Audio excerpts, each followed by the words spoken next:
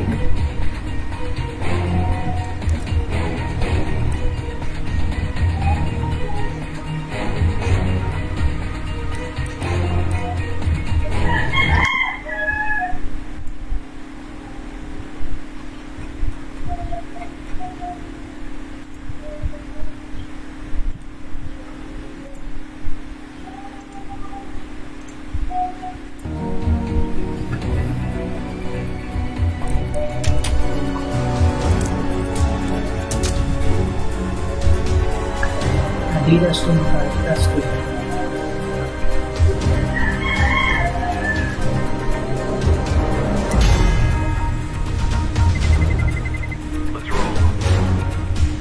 Kaya tinatalas out kapila.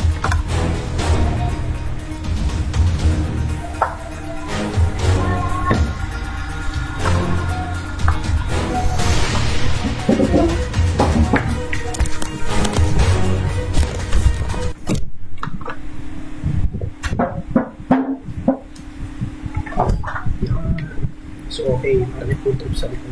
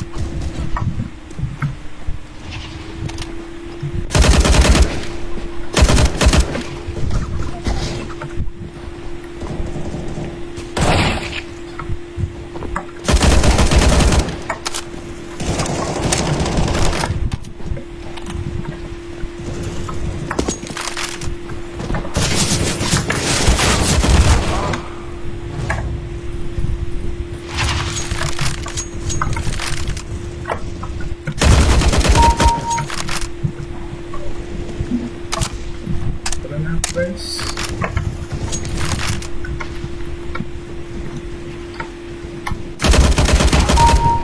Bones.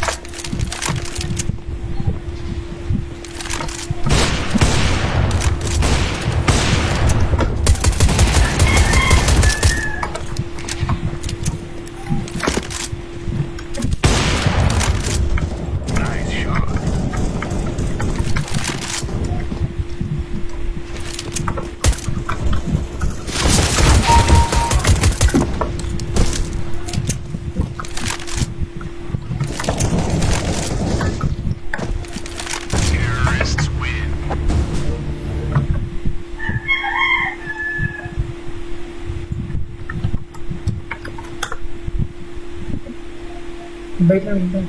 Go.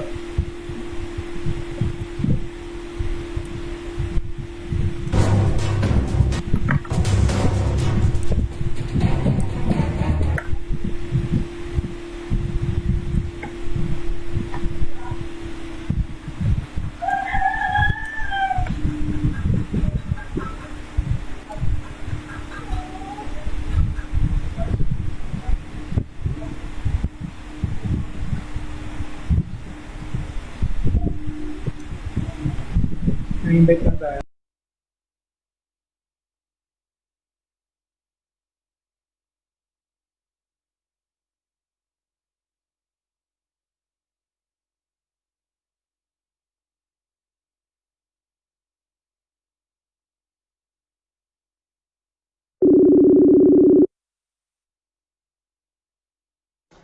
Okay. Okay, okay, okay.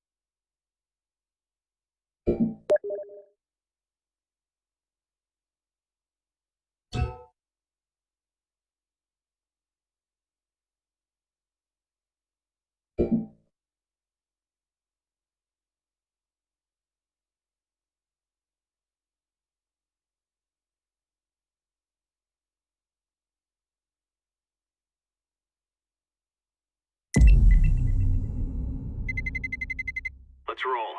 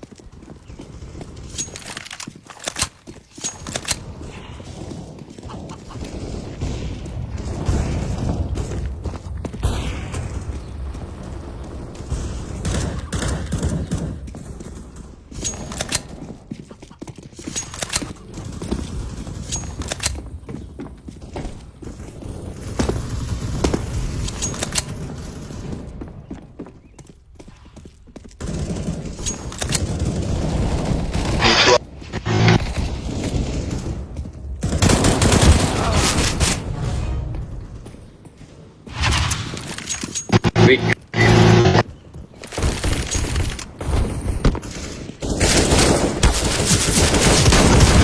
Weak. Weak ka, weak.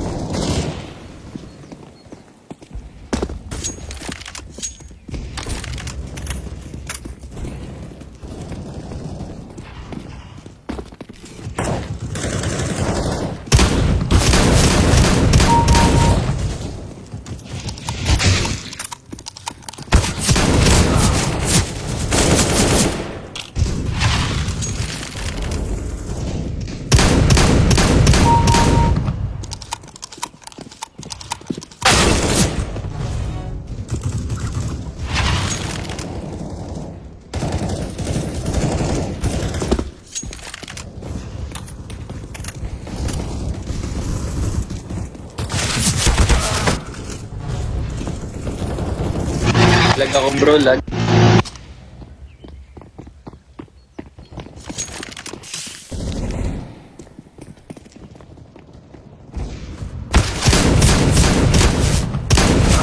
Ah.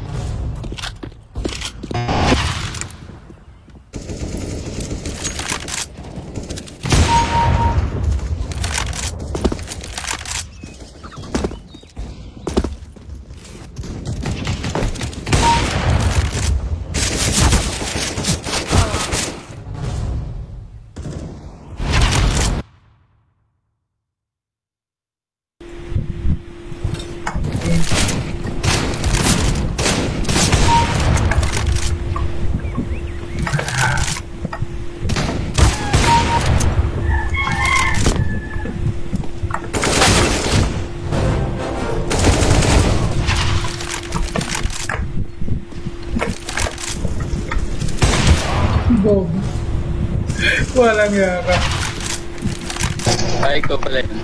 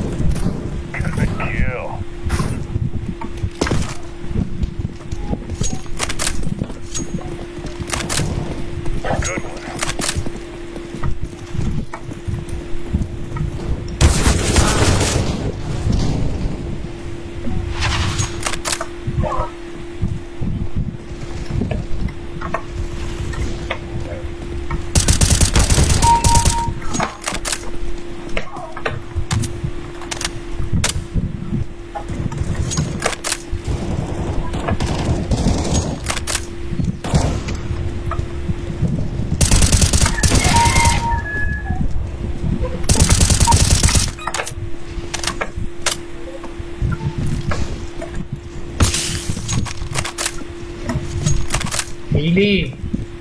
1.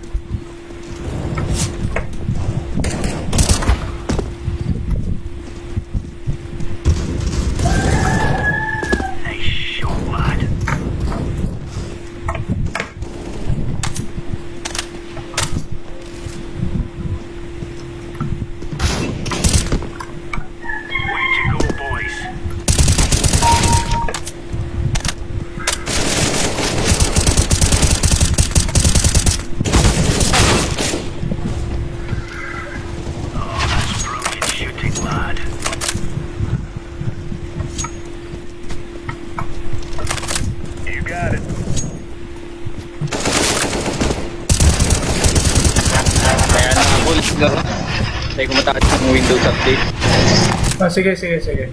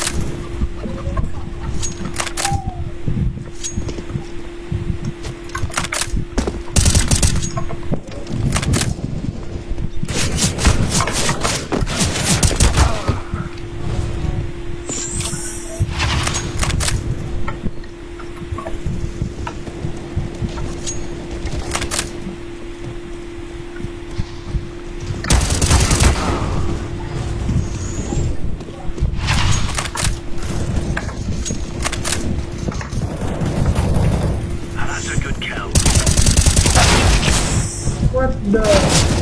Good one. Hey, not bad.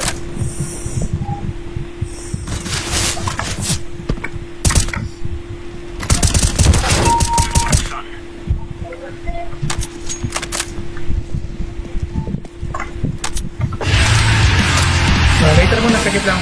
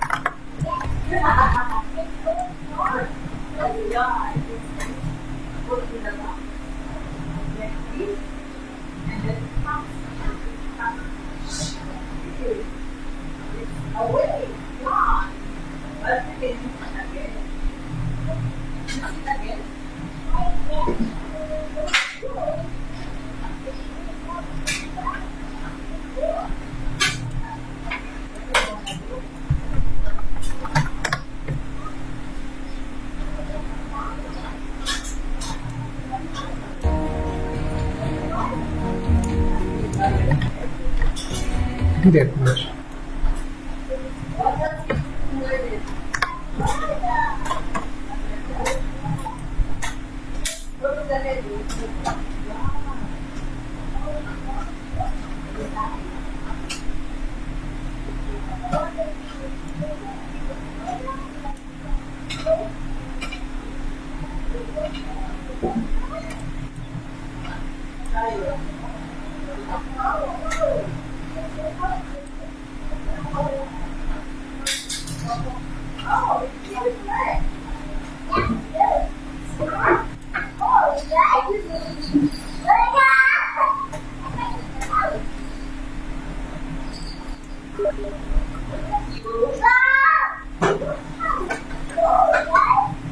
Turn to the right.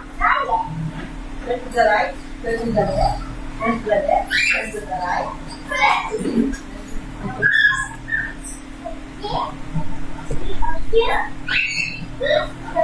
Let's roll.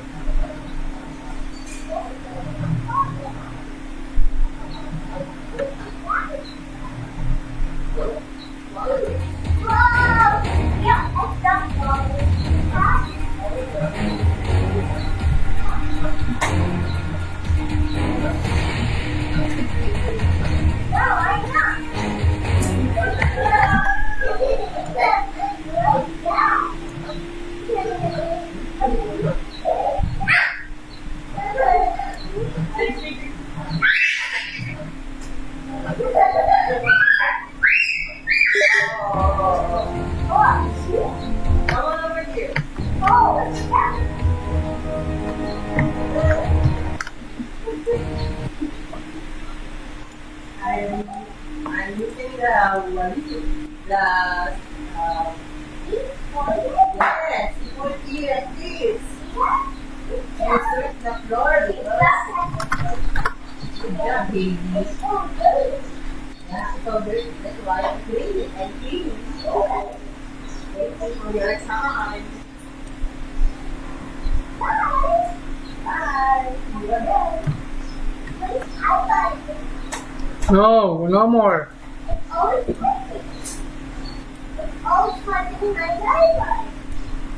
You cannot find it. I'm always looking.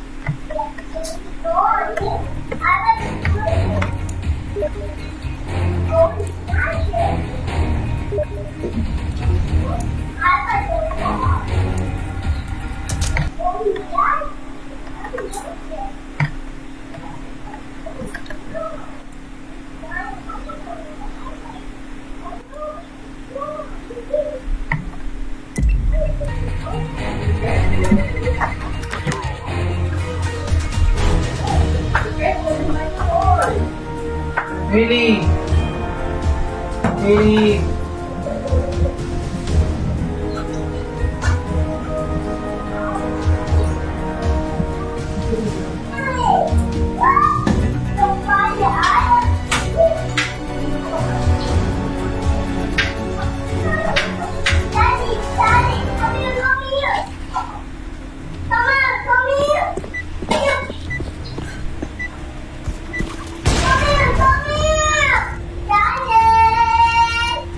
Why?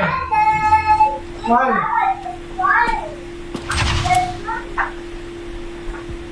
No.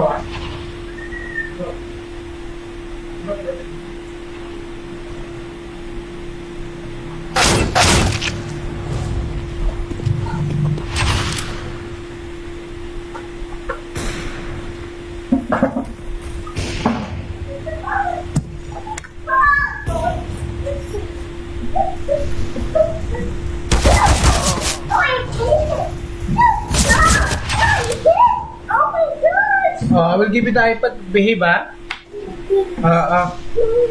Let's go get it. Hang miswa, hang. Ayan. Kala ko hang kay.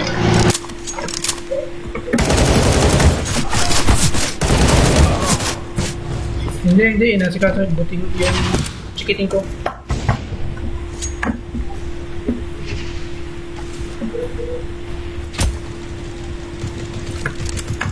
Bilis.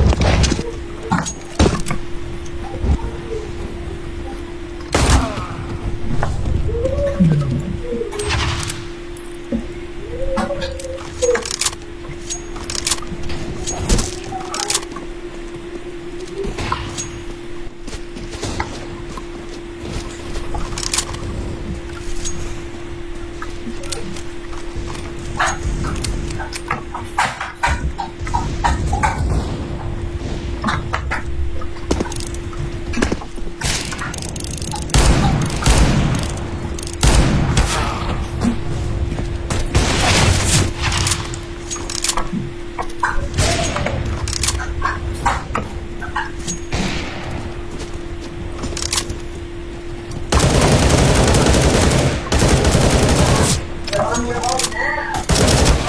Wala naman.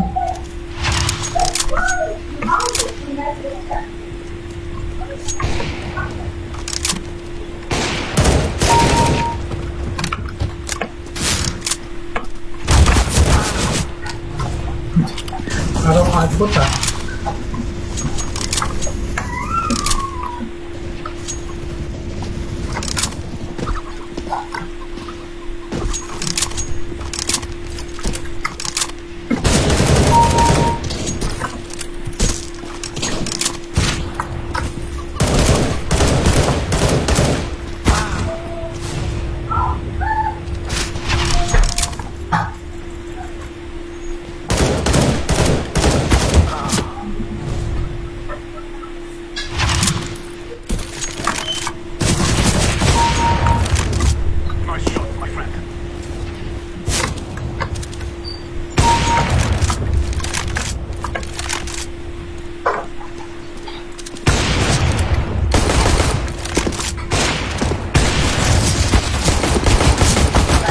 What time is it? Do you know how to use it?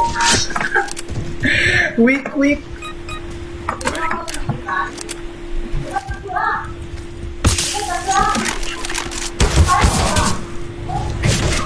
use it? Kaya ginawian ako.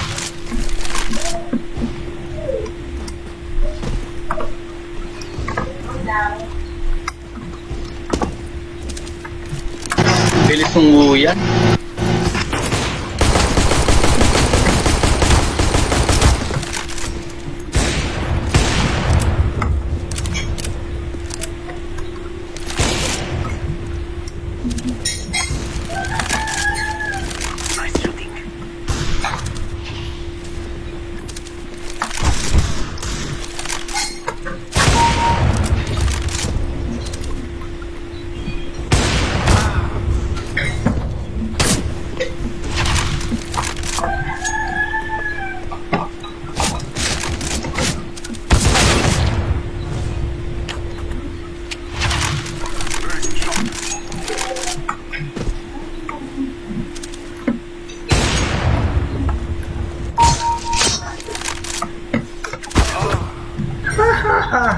King Rat.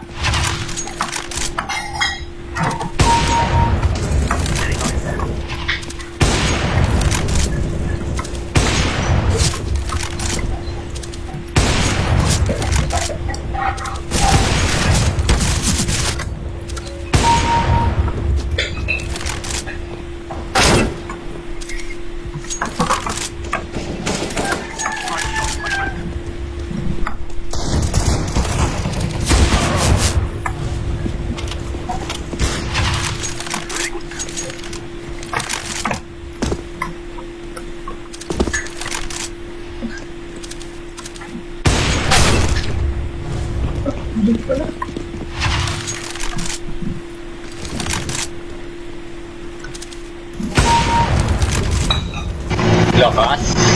Bulaga. Bulaga.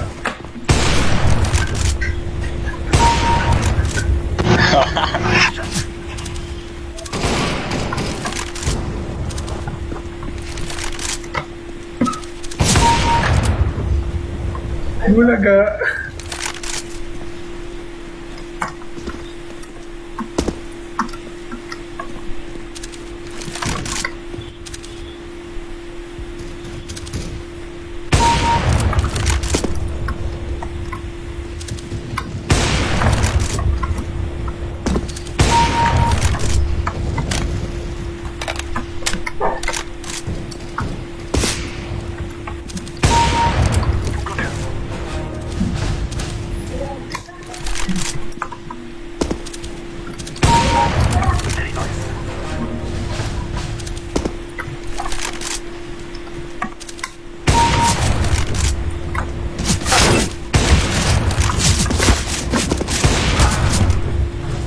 Ano mga?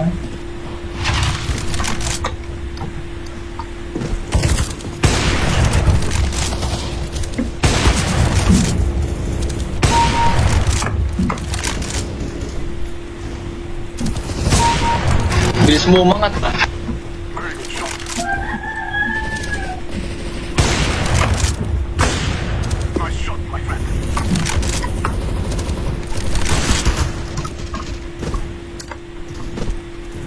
Chamba, chamba.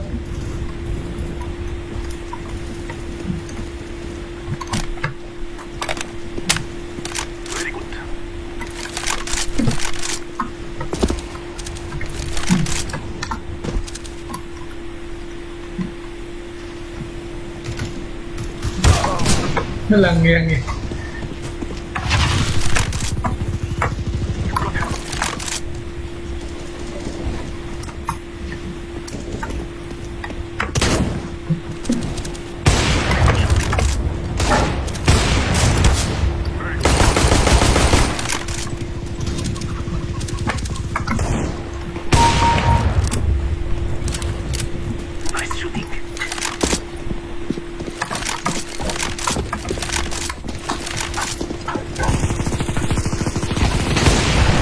Hirap na bully ng buyan.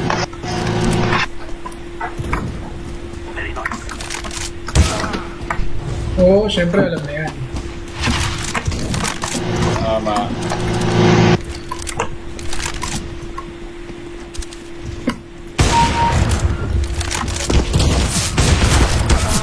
Alam yan.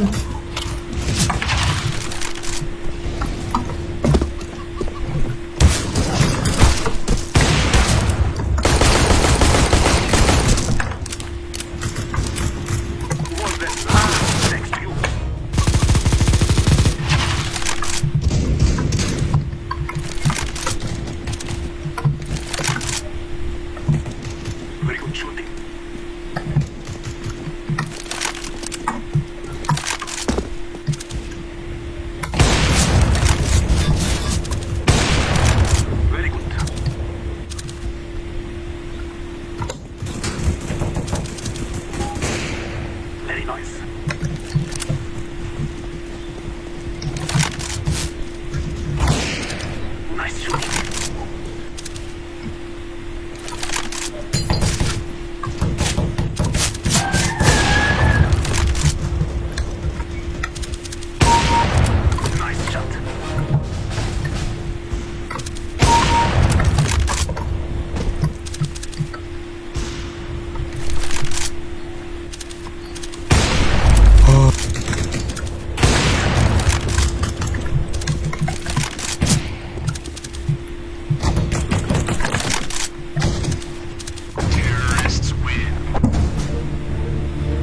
Competitive, bro. Sige, sige.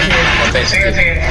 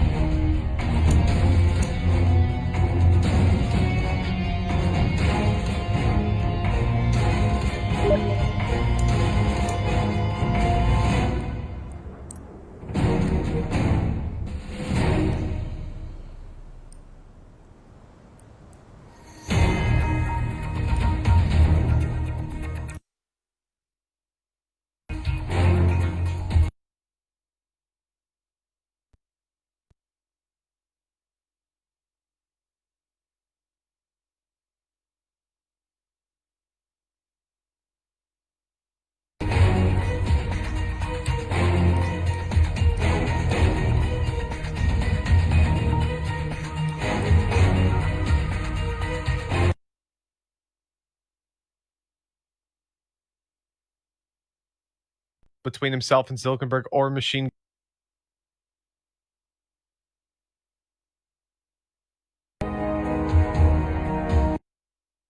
And if he's taking the secondary or sometimes primary, depending on spawns, I'm not feeling too confident when I look towards Mazalai. I'm hoping they'll be able to show up here in a different form, but I really don't believe they will. As Boyle was saying, it doesn't feel like this was an underperformance from them. It just feels like that's their level. We also have no data on how they play train. This lineup has not played it. Never mind as a 5, but even as a core. And although Beyond only have a 25% win rate, that's twice against teams like Vici and once against the old lineup of Lucid Dreams. I feel like we're probably looking at a similar scoreline, if not slightly more favored to Mazalai, like maybe a 16-7 or something like that.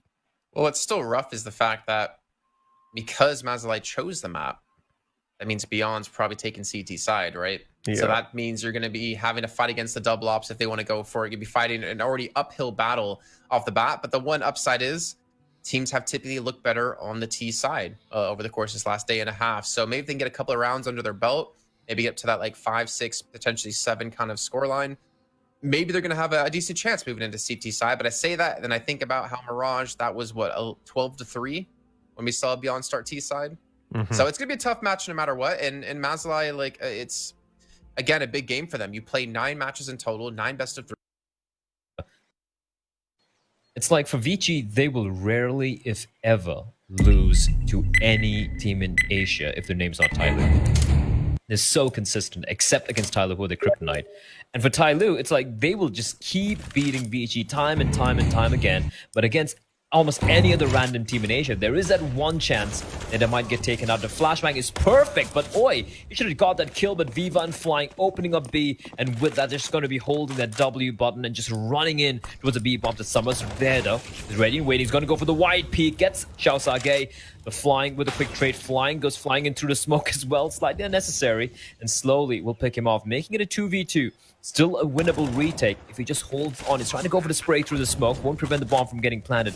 But at least he has an inkling for a few seconds as to where both the players are.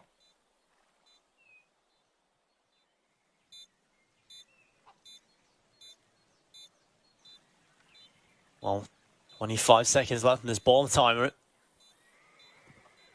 Dan King coming back in from Banana, waiting with his teammates positioned towards CT. Slowly starts to make his way back in. Viva has a good angle. Should be able to find the first, if not destroyer. And well, there it is. Dan King forced to fall back into Banana. It's going to be another round collective for Invictus. My Orbla, this is a brilliant start for Invictus coming into this. They realize, okay, well, we've just picked up Trim. We need to try and continue this immediately going into Inferno. And well, they haven't stopped. 6-1 on the T side right now. They're having an absolute blinder of a game. And well, we'll see who pops out of the drone today. It is going to be no one other than Mr. Dan King.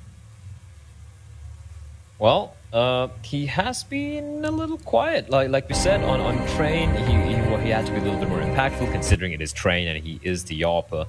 He's had one so kill. Far, yeah, this is not ideal, is it? The trigger finger. I like whoever's come up with all these names, like the utility file and all those fancy terms. Yeah. But right now, and I like how the drone just goes to rest very quick, and it disappears as well. Oh, we have another drone. So there's two drones, one for the T side, one for the CT side. I like that. And it is going to be Viva, the AWP trainee. What does that mean?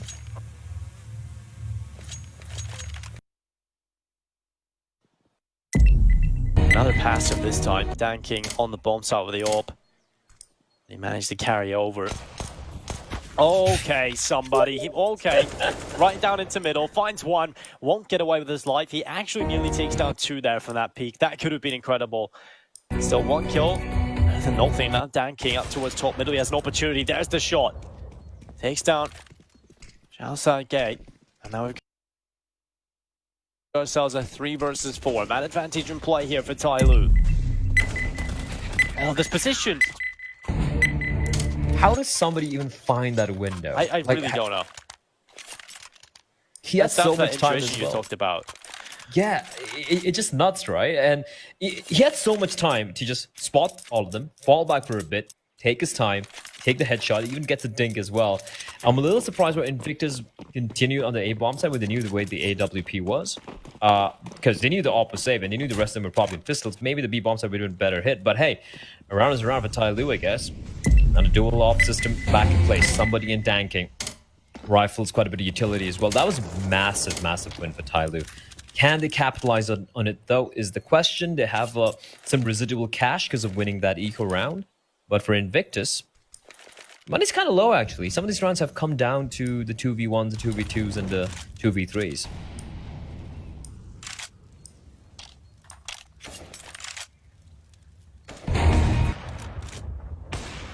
Well, going for the wall bangs, Mr. Somebody. There's a little peek down in towards Banana. Flashbang around the corner. Now Somebody looking to hold on. There's the light shot coming in. Flying. It's going to be dropped low, but it doesn't matter. Somebody overrun, and he was the only player on the B-bomb side. So you can see how quickly Summer's trying to get over here. He's going to toss a Molotov that might buy a few seconds and splinter the approach as he can get back over to the coffins. Now 1 versus 1. Straight up aim duel against Oi.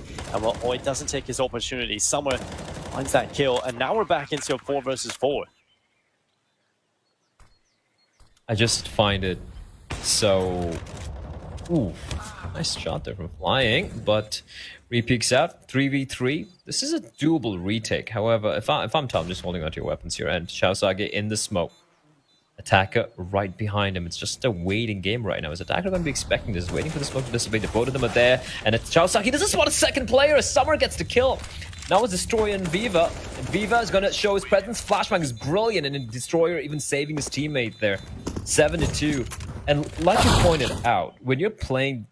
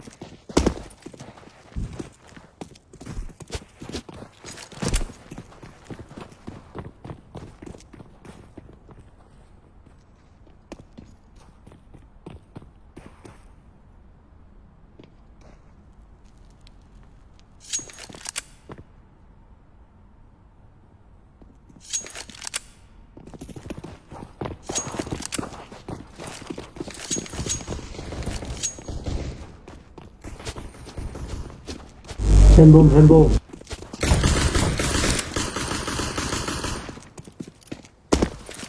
Plant the bomb, plant the bomb.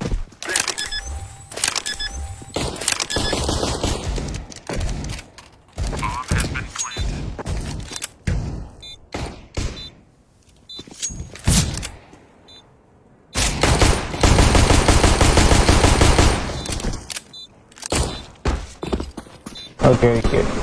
Heavy low, heavy low. Active sa active ah.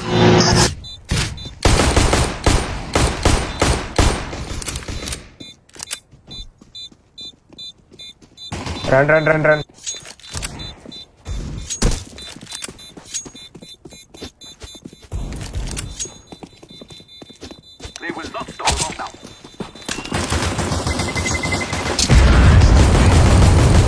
Galing naman dito.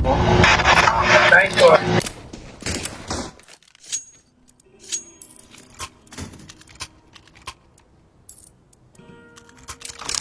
A or B? Okay, okay.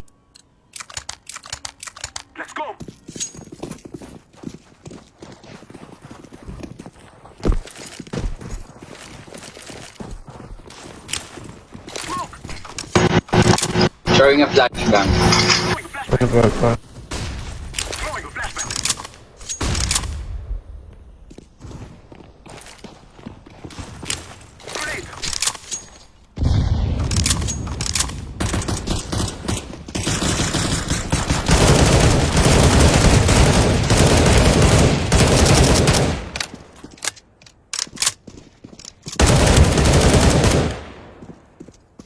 Plant the bomb.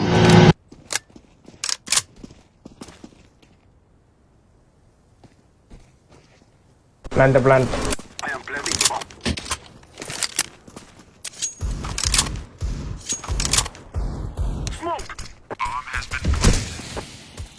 Alright. Jalan, jalan, jalan.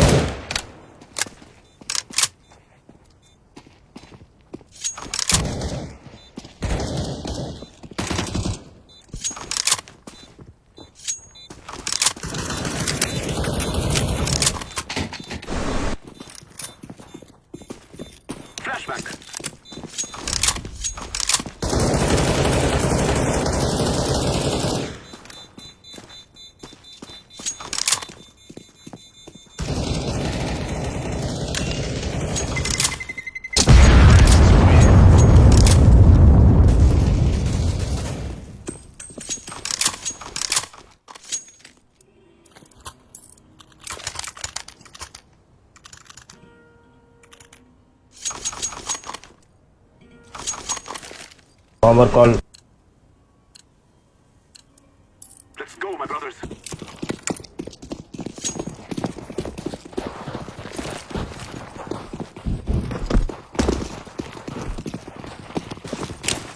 Flash, flash. Okay, two. Let's go. Yeah.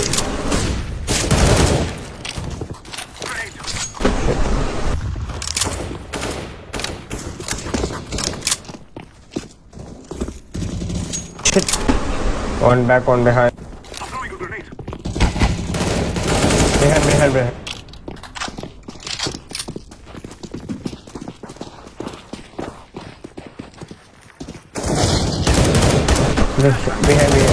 Down. Tunnel.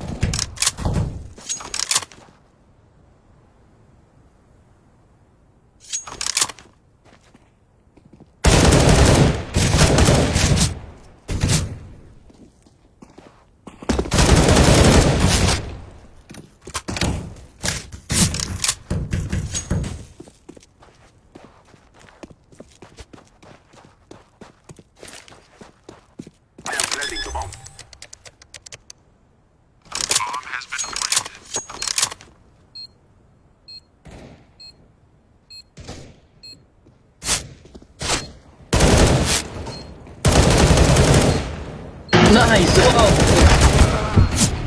Nice try. Well played. Nice try.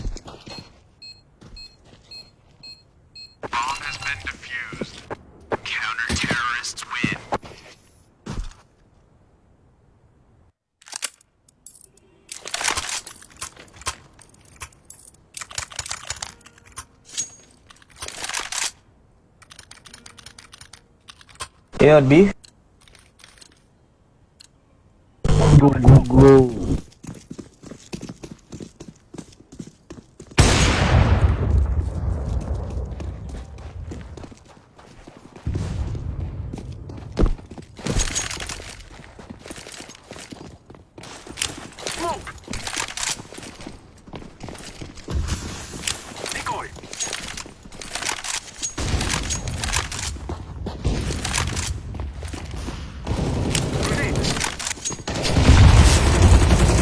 Hey. Let's hold.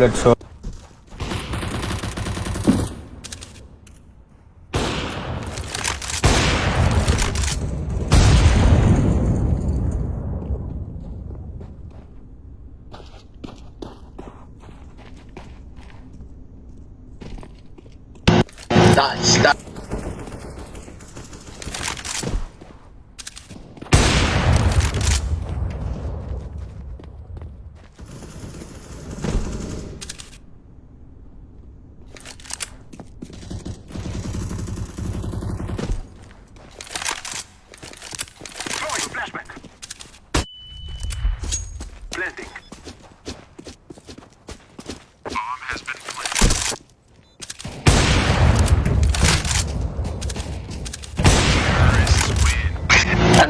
Grabe naman, Chris.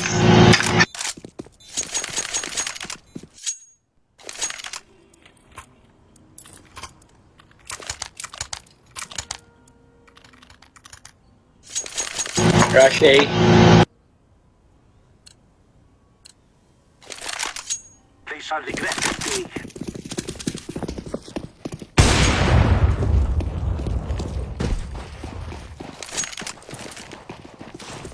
I'm throwing a flashbang.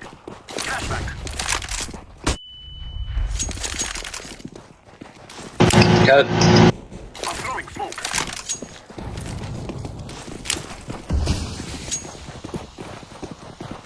Planting. Bomb has been planted.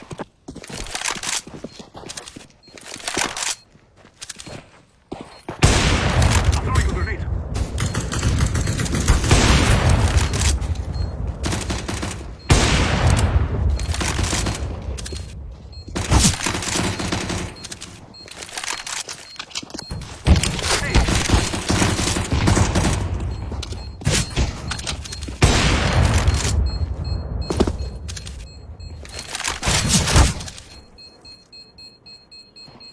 Terrorists win. It is going to explode.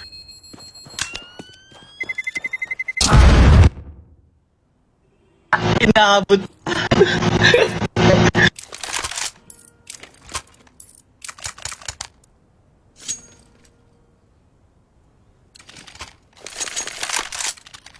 Come on, let's go. There go B.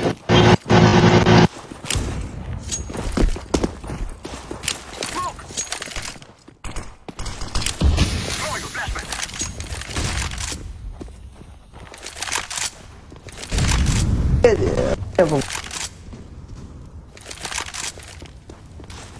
Grenade.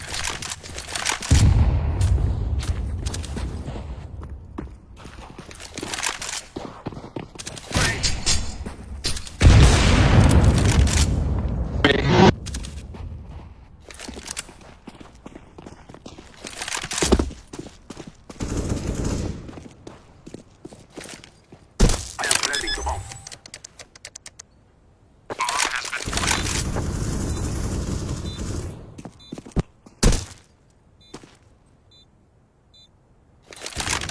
Flashbang. Need. Left one. CD.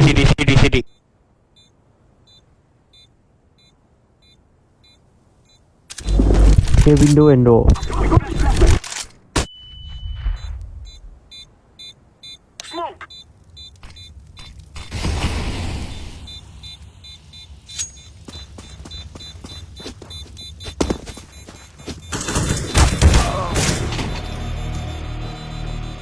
Saan? Defusing.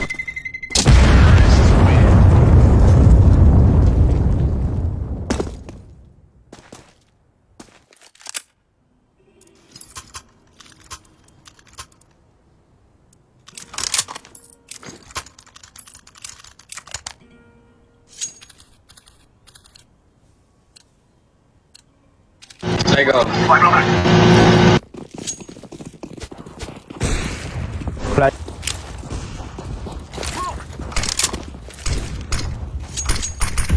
I'm throwing a flashback. Flashback. Throwing a flashback. Yoko bro, Yoko. Grenade.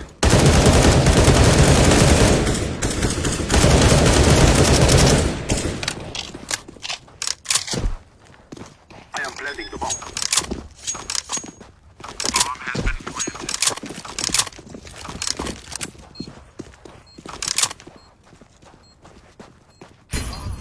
Oh shit. Damn. B. B dos.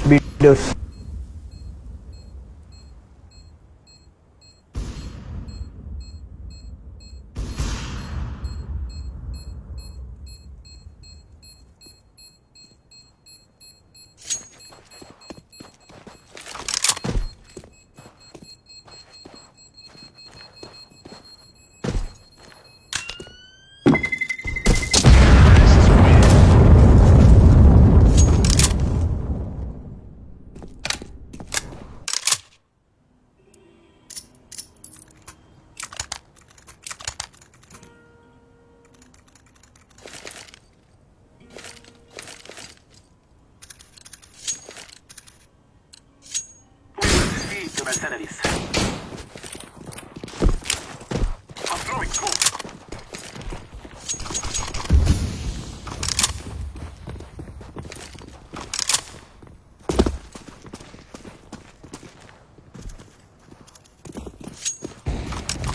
I'm throwing a grenade. Bomb has been planted.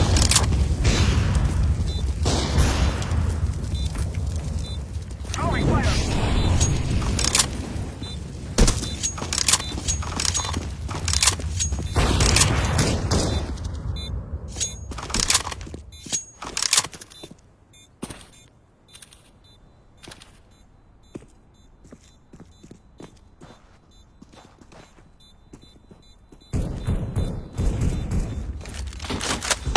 B.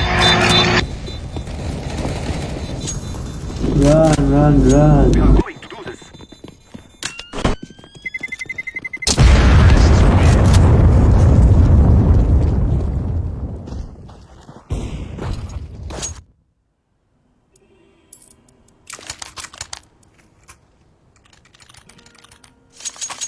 E.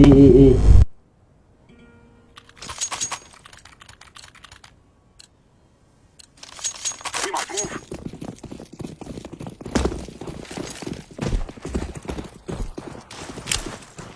Throwing a decoy. Smoke. Flashback.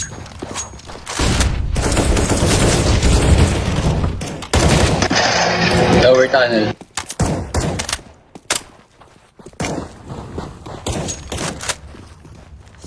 Throwing fire. Smoke.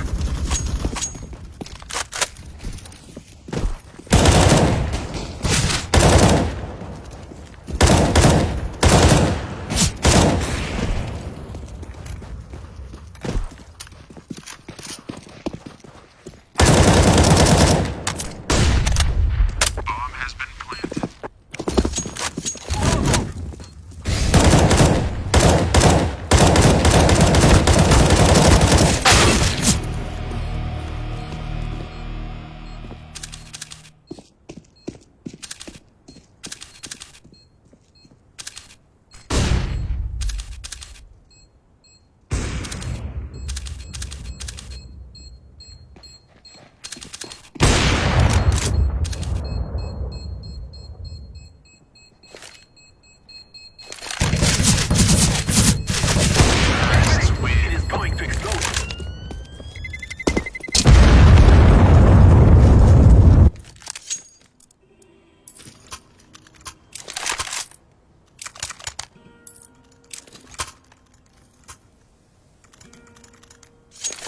Okay, okay.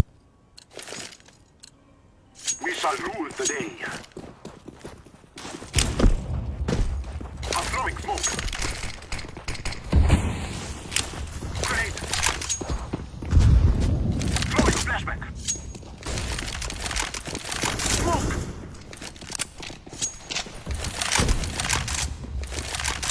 I'm throwing a flashback. Grenade.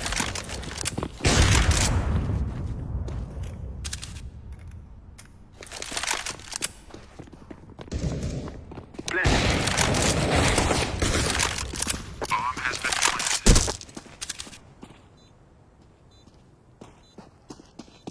I'm throwing smoke.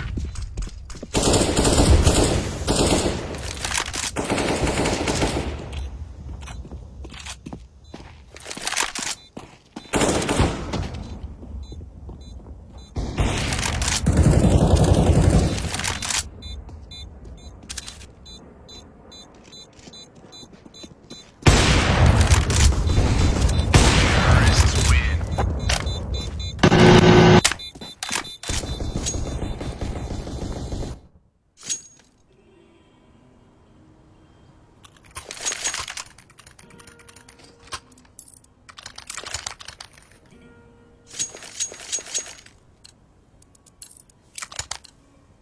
Go, go, go! Smoke!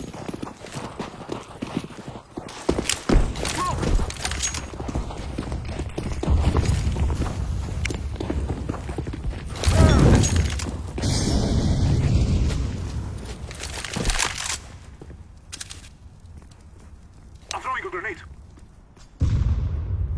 I'm throwing smoke.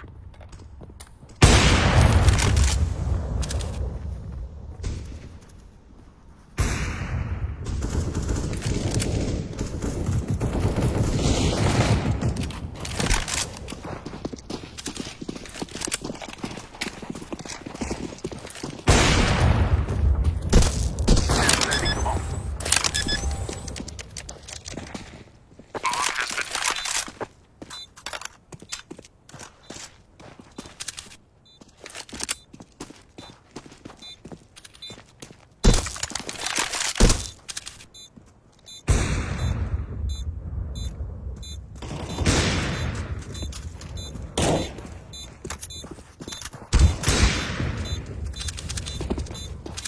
Molotov!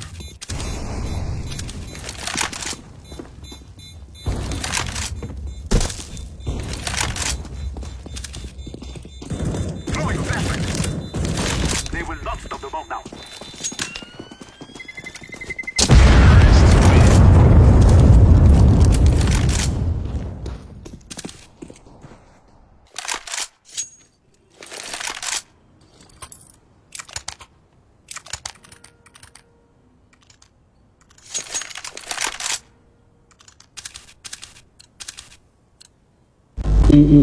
Forward!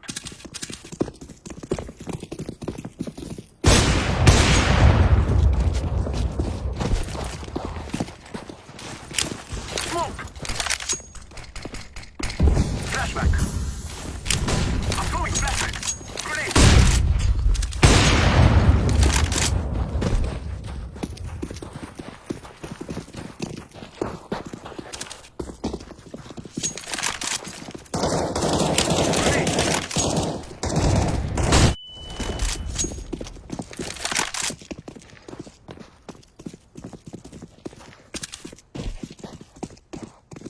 Blend. Bomb has been planted.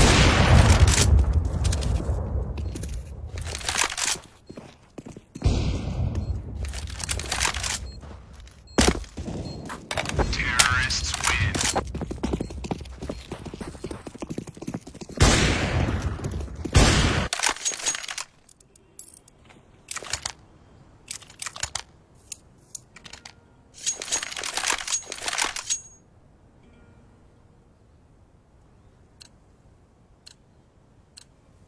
Be safe. Let's go, my friends.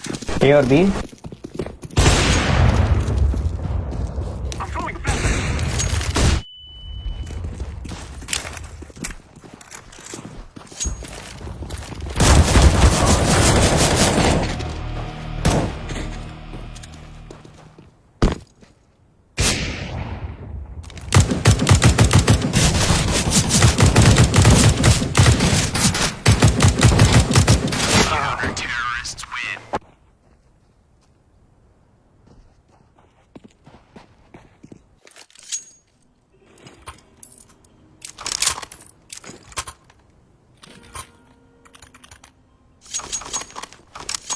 Okay, okay.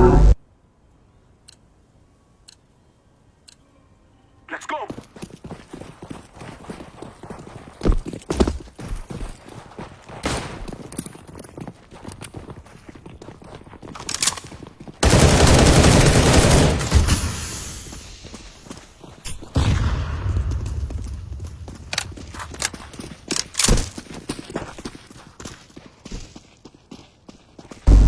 Get window. Grenade.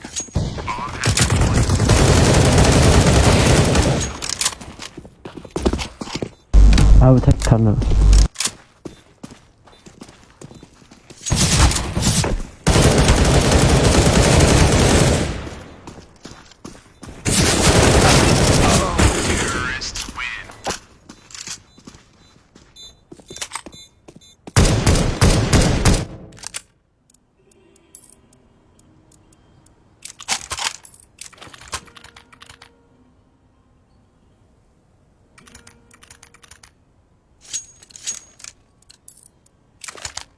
Let's go, my brothers.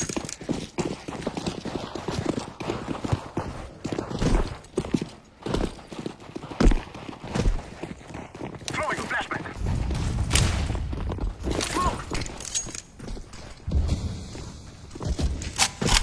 Smoke. Flashback.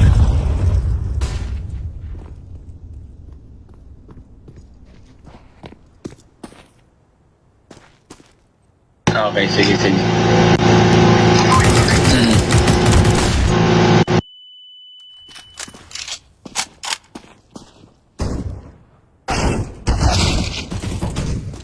Blending.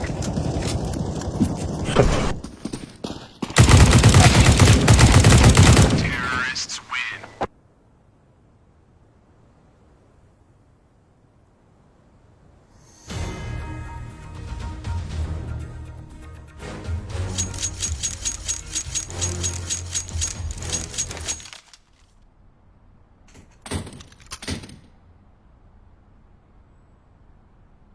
I'm going short. 3B to A, 3B to A. Form up. Let's go.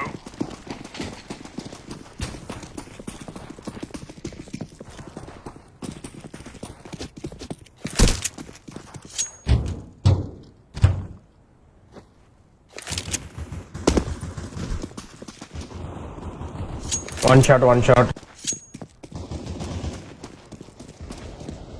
Bomb drop mid.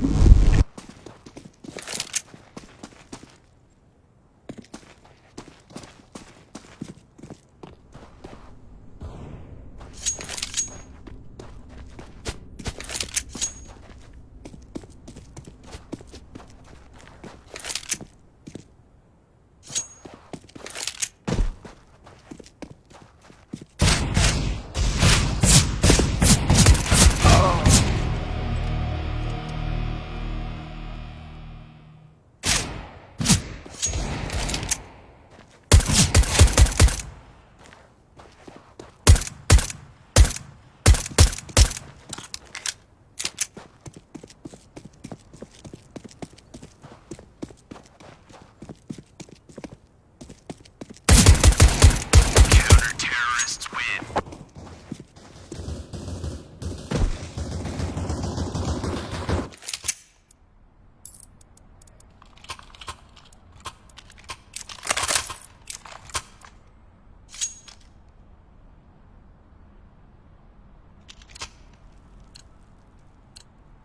Let's get this done.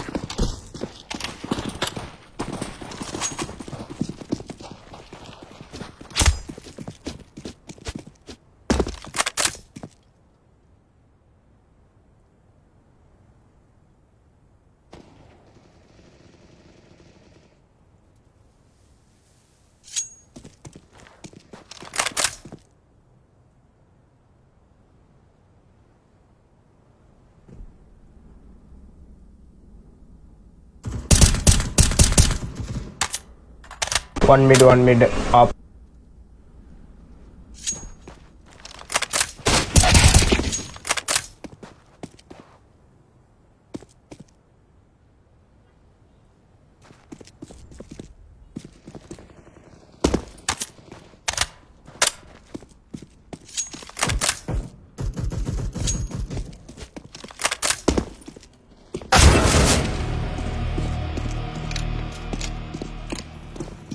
One B.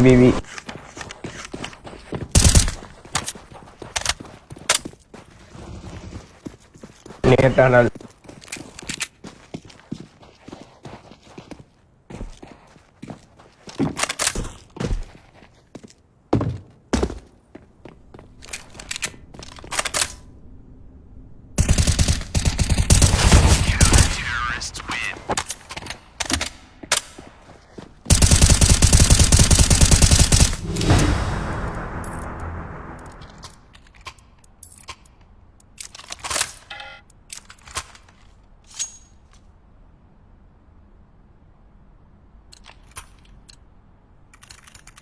Let's go, people.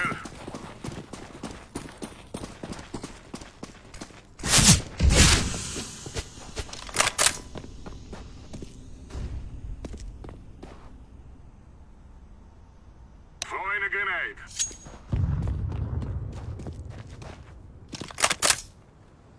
Deploying flashbang. Laying down smoke. One short. Our base, our base.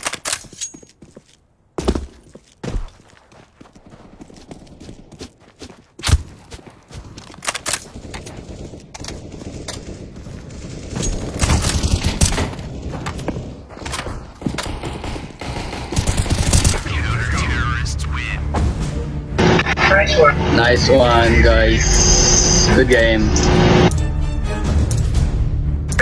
Alright, bye.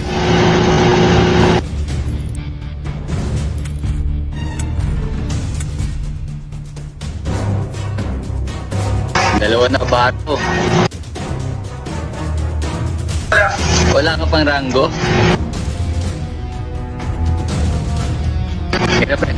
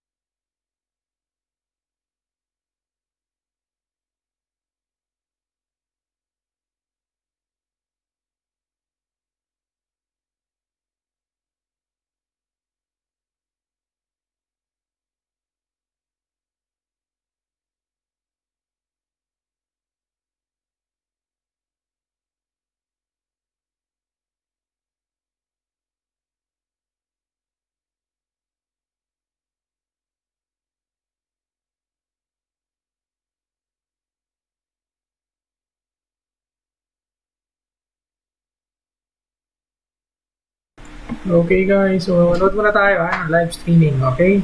Load na tayo live streaming.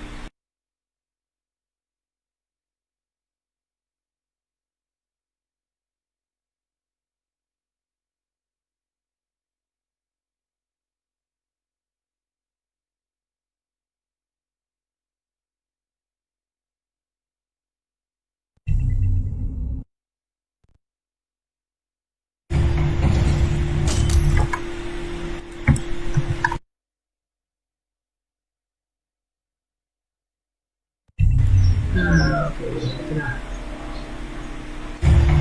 Nanonood natin yan.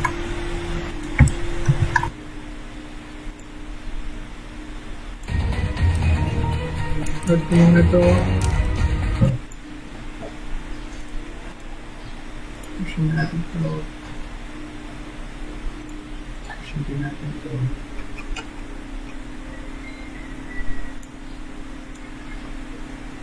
And then, let's start this one. The B bomb site alone? And you know, like any other player playing B, even if they have an AWP, the second they saw the flash coming out, that's when you toss in the utility and fall back to a much safer angle. No. But somebody, like you said, lives and dies by the sword. He is... You can't really... You can't right? You just gotta let him do what he does best, and sometimes it works, sometimes it doesn't. But as long as it's working more than it doesn't, that's all that matters. And obviously you can perfect a couple of the issues. I think what would work well is if I think Summer is obviously the quick rotator, but even then sometimes his rotations aren't fast enough really. So I think maybe just having him towards back of Archway or like towards Speedway even.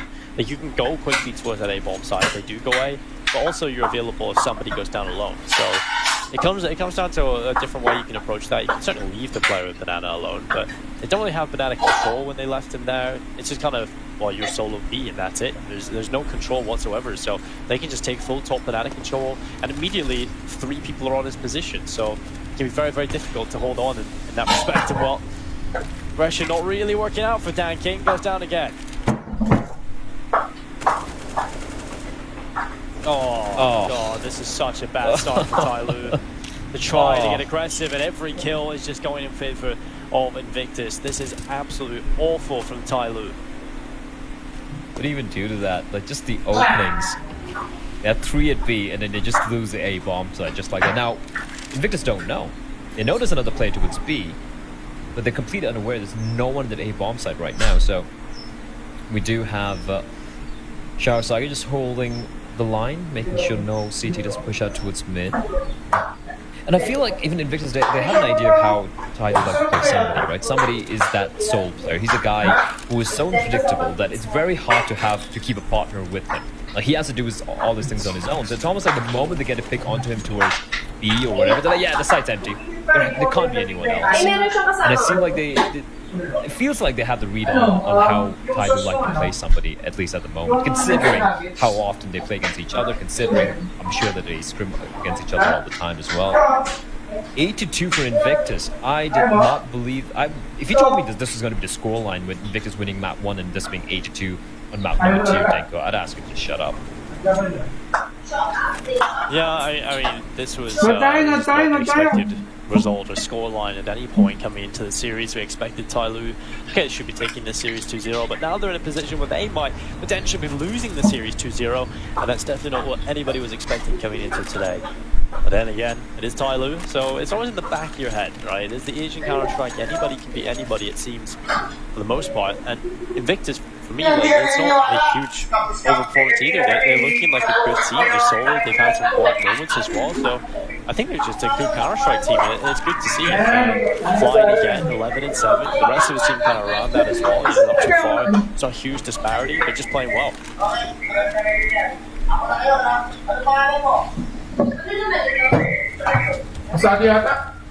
Agree with you. I think they are playing a good round of Counter-Strike, and Tyloo's unpredictability is not really working out in their favor.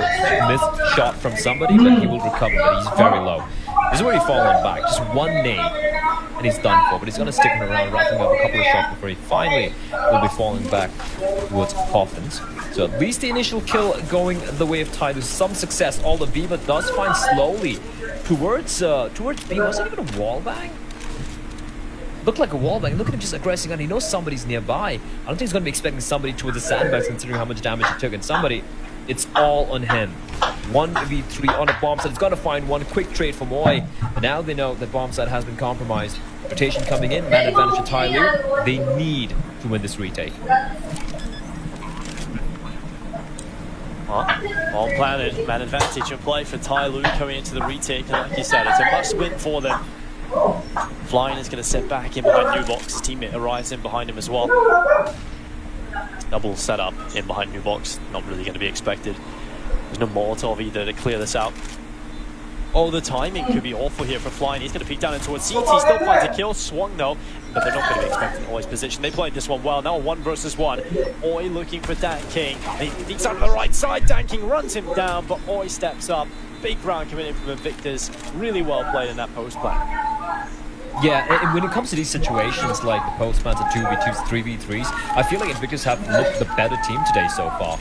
For Tyloo, it mainly relies on danking just popping off or somebody having a ludicrous round, right? Apart from that, it just feels like Invictus, they seem to flow better as a team, the way they go for the trades and whatnot. And this is a round where, I won't lie, I honestly felt like Tyloo would have this. I knew they might suffer a few casualties, but I thought they'd probably still get the round considering how low I think the flying was. But, yeah, not good enough. Like that bait setup towards back of the side as well. Definitely not expecting that, allowing Oi to get the to have the element of surprise in the 1v2. And with that, 9-2, 4 rounds remaining in this half. And if Tyloo wanna like have a little bit of buffer, Dinko, to work with on the T side, they need to string the remaining rounds together here. Because if Invictus get to 10 or even 11 rounds, I think this could be it. Yeah, that's the crazy thing. It might not even be close. And while Summer is going to get aggressive with a FAMAS, good flashpoint. That's going to allow a free kill. They go, oh, he looks away, but the flash is continue to rain on in. That keeps Invictus back towards top middle, but finally Summer is going to go down. He's in that position for so long. Now at the moment, 4 versus 4. Dan King comes off the island, flying down with the kill as well. Attacker taken down. Advantage still here for Invictus. Luckily, that's the ball. Slowly's just caught the ball in the archway. Now chances to slide back in favor of Tyloo, slowly getting another kill. Oh, this is a pretty poor approach from Invictus. They've actually dropped the ball here.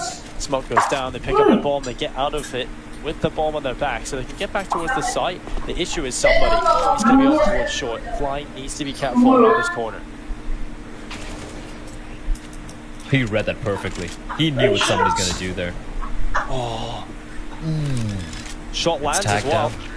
Line up for him. Oh, he nearly pulls it off, but slowly. What a round from him. Down in towards the archway. Finds the bomb to start things off. The second kill and closes the round as well. But that could have happened for Flying. There's a world in which he lines them both up there. It's kind of unfortunate I have to like point out Xiao Sage because he's the one player I actually respect the most in this Invictus lineup. He's been playing for a long time. He's also the in-game leader for the team. And while he doesn't necessarily have these big, massive maps like a Destroyer or Viva or Flying or an Oi might have, he is the smartest and the most well-rounded player, I feel like, for the Invictus side. In that 3v3 with the bomb being dropped, you wait for your teammates.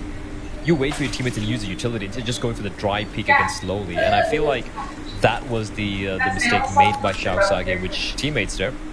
Somebody is going to walk into the smoke. Is he? Do it, somebody. Just do it. Do it. You know he wants to. He wants to, yeah, definitely. Somebody's probably like holding his... Oh, there we go. Pushing on up. Xiao Sage is ready. He knows this. Reload. You heard the reload sound. That was an opportunity for him to cross, but yeah, somebody's aggression held. This is good stuff. Invictus again, just kind of waiting for Tyloo to get aggressive. And they just sit back, they just hold their default, and Tyloo present themselves to the Invictus players. They just take down an easy round again, 10-3, money gone for Tyloo, likely 11 rounds here for Invictus on the T side of Inferno.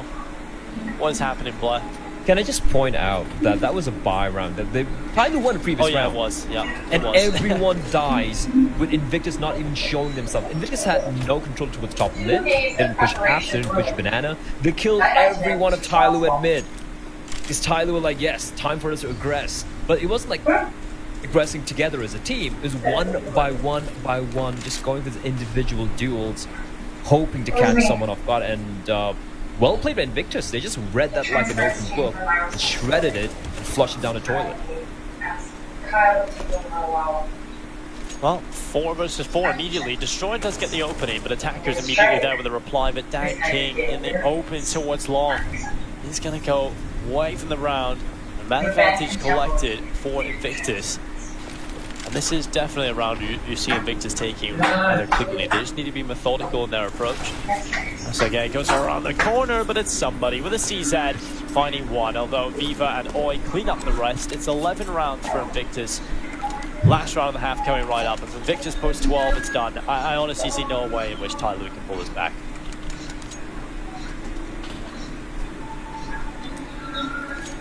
Never say never, Dinko. I never usually do say never, so I'm trying to make a statement here, because I think Invictus definitely look much better at the moment. Then again, Tyloo good at the T side, so we'll see what they can do there, but CT side has been run for 2 maps now. I think the CD side for Invictus can be equally as bad. I have not been impressed with Invictus' CD side at all, but if they win 12-3 in the T side, that's so much a buffer to work with. They can literally just go for stacking one bomb site 15 rounds in a row, and I think they're still going to win the series. But here we go, final round. Nate will be tossed by Mr. Summer. Does quite a bit of chip damage onto 4 players. but he will be forced back, and the pincer is going to be fast and furious. Slowly, again, caught out with the nade in hand, flying, finds attacker. Summer's going to get caught out. That's an A-bomb site just snatched from the arms of Tai Lu.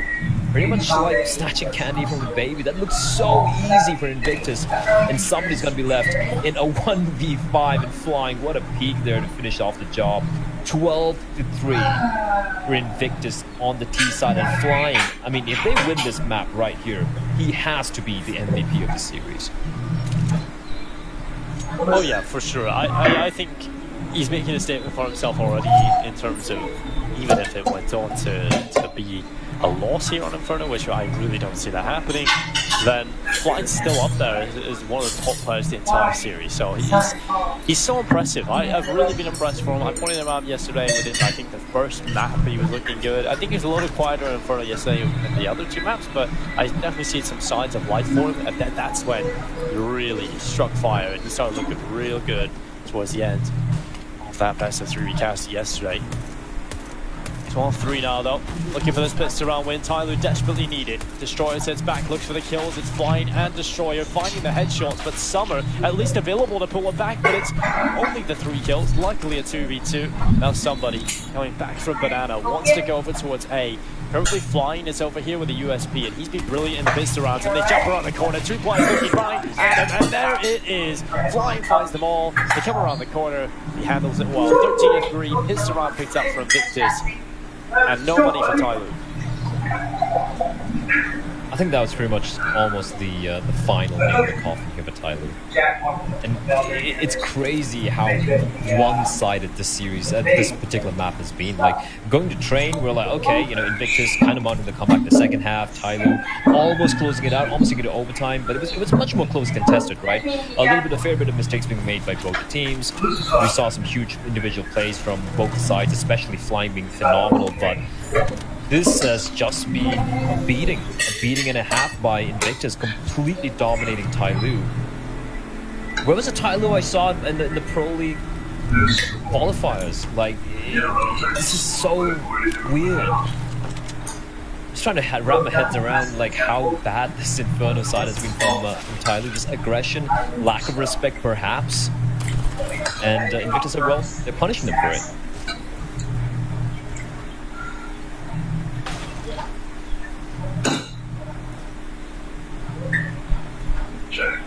I mean, in these rounds, Tyler, that they lose, there's always at least some sort of flashy shot that comes through, but not really being able to turn them into round wins, because for the majority of the time, Invictus have just looked consistently better across the board.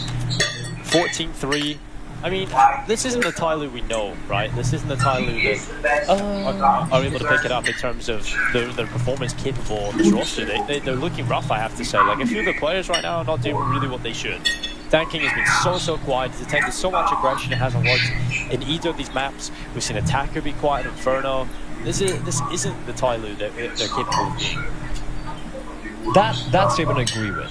Like, this is not a Tyler that they're capable of being. But this is not a Tyler we know. I don't think so. I don't think so, Digger. I think the Tyler I know, the Tyler will probably beat Nestralis in a series, and immediately in the next one probably lose to a random Filipino Indonesian mix. 2-0. So do you think it's just a mindset thing where they just approach the game differently? Because I think coming into this, they looked like they were just coming up against Invictus with sheer confidence and aggression. They were peeking without flashes. They were going around the corners and just taking fights. Obviously, they wouldn't do that against a team they would respect a lot more. So you feel like it's just sort of a mindset thing? I agree. I've seen them choke massive leads against some pretty good teams, like EU teams, because they gave too much respect. And there were times when I'm like, stop doing that. Like, just play like, you know, there's another Chinese team and you're probably going to get the win. And on the other hand, against these Chinese teams where they can be as chaotic as Tai Lu, they just start giving too respect. And that's exactly what we're seeing over here.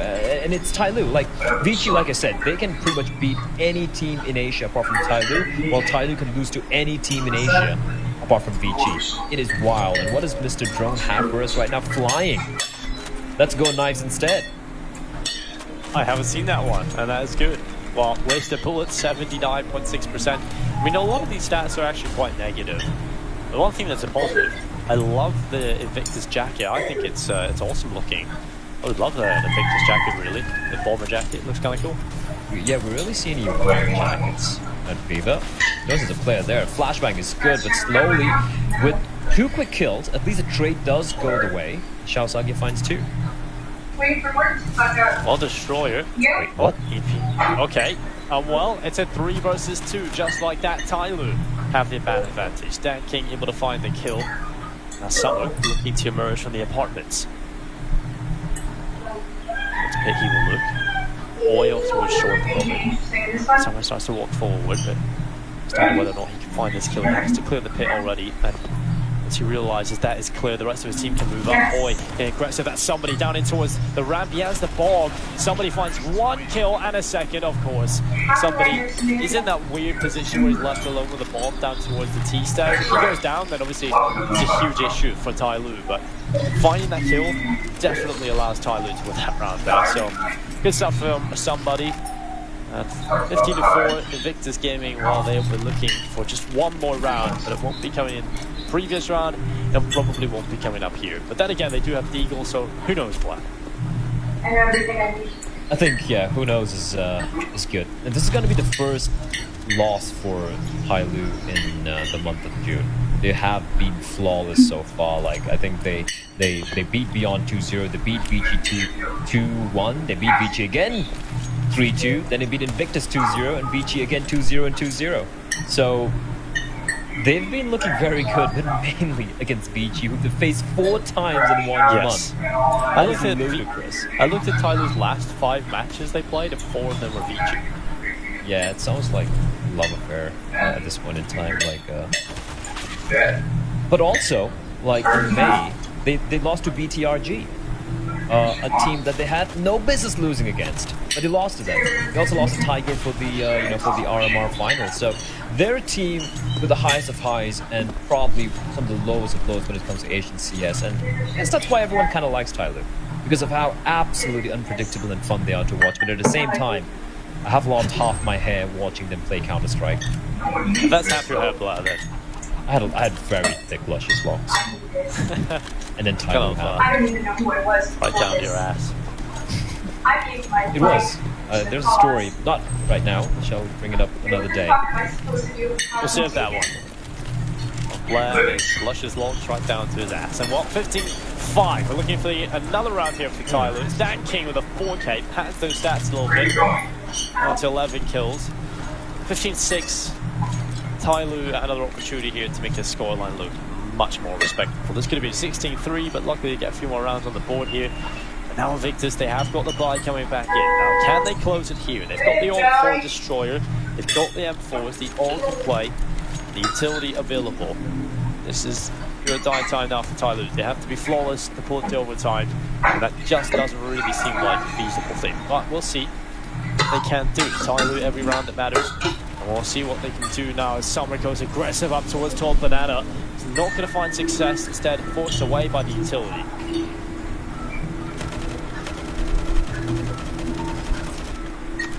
Victus, just keeping Tyloo at bay.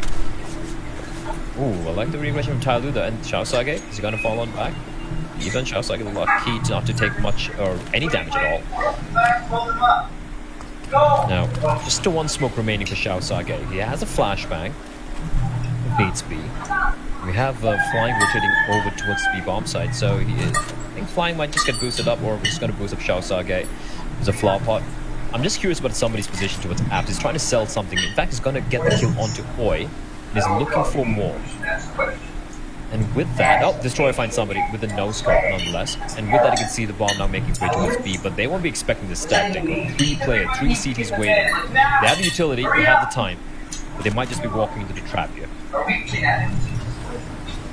Well, utility up, flashes Molotovs as Summer is going to be there for the kill. Flying goes down, Viva able to find 1 back in, but the boost is never checked in. Shaosage able to find 1, Dan King comes back in, but it's not enough. Shaosage doing a lot of work, and now it's just slowly up against Destroyer to try and win this game.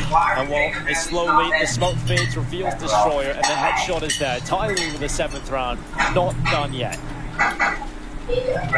not done yet is Tyloo, and again coming down to 1v1s. They somehow cling on the precipice of defeat. But I don't believe in this. There's no way. 8 more map points, 8 more match and map points for Invictus game to close this one out. And like I said, they could literally just stack a bomb site at the next 8 rounds, and one of those rounds are definitely going to go their way. So for Tyloo to bring this one back, they need to play a level which we haven't seen from them so far today. This is cheeky.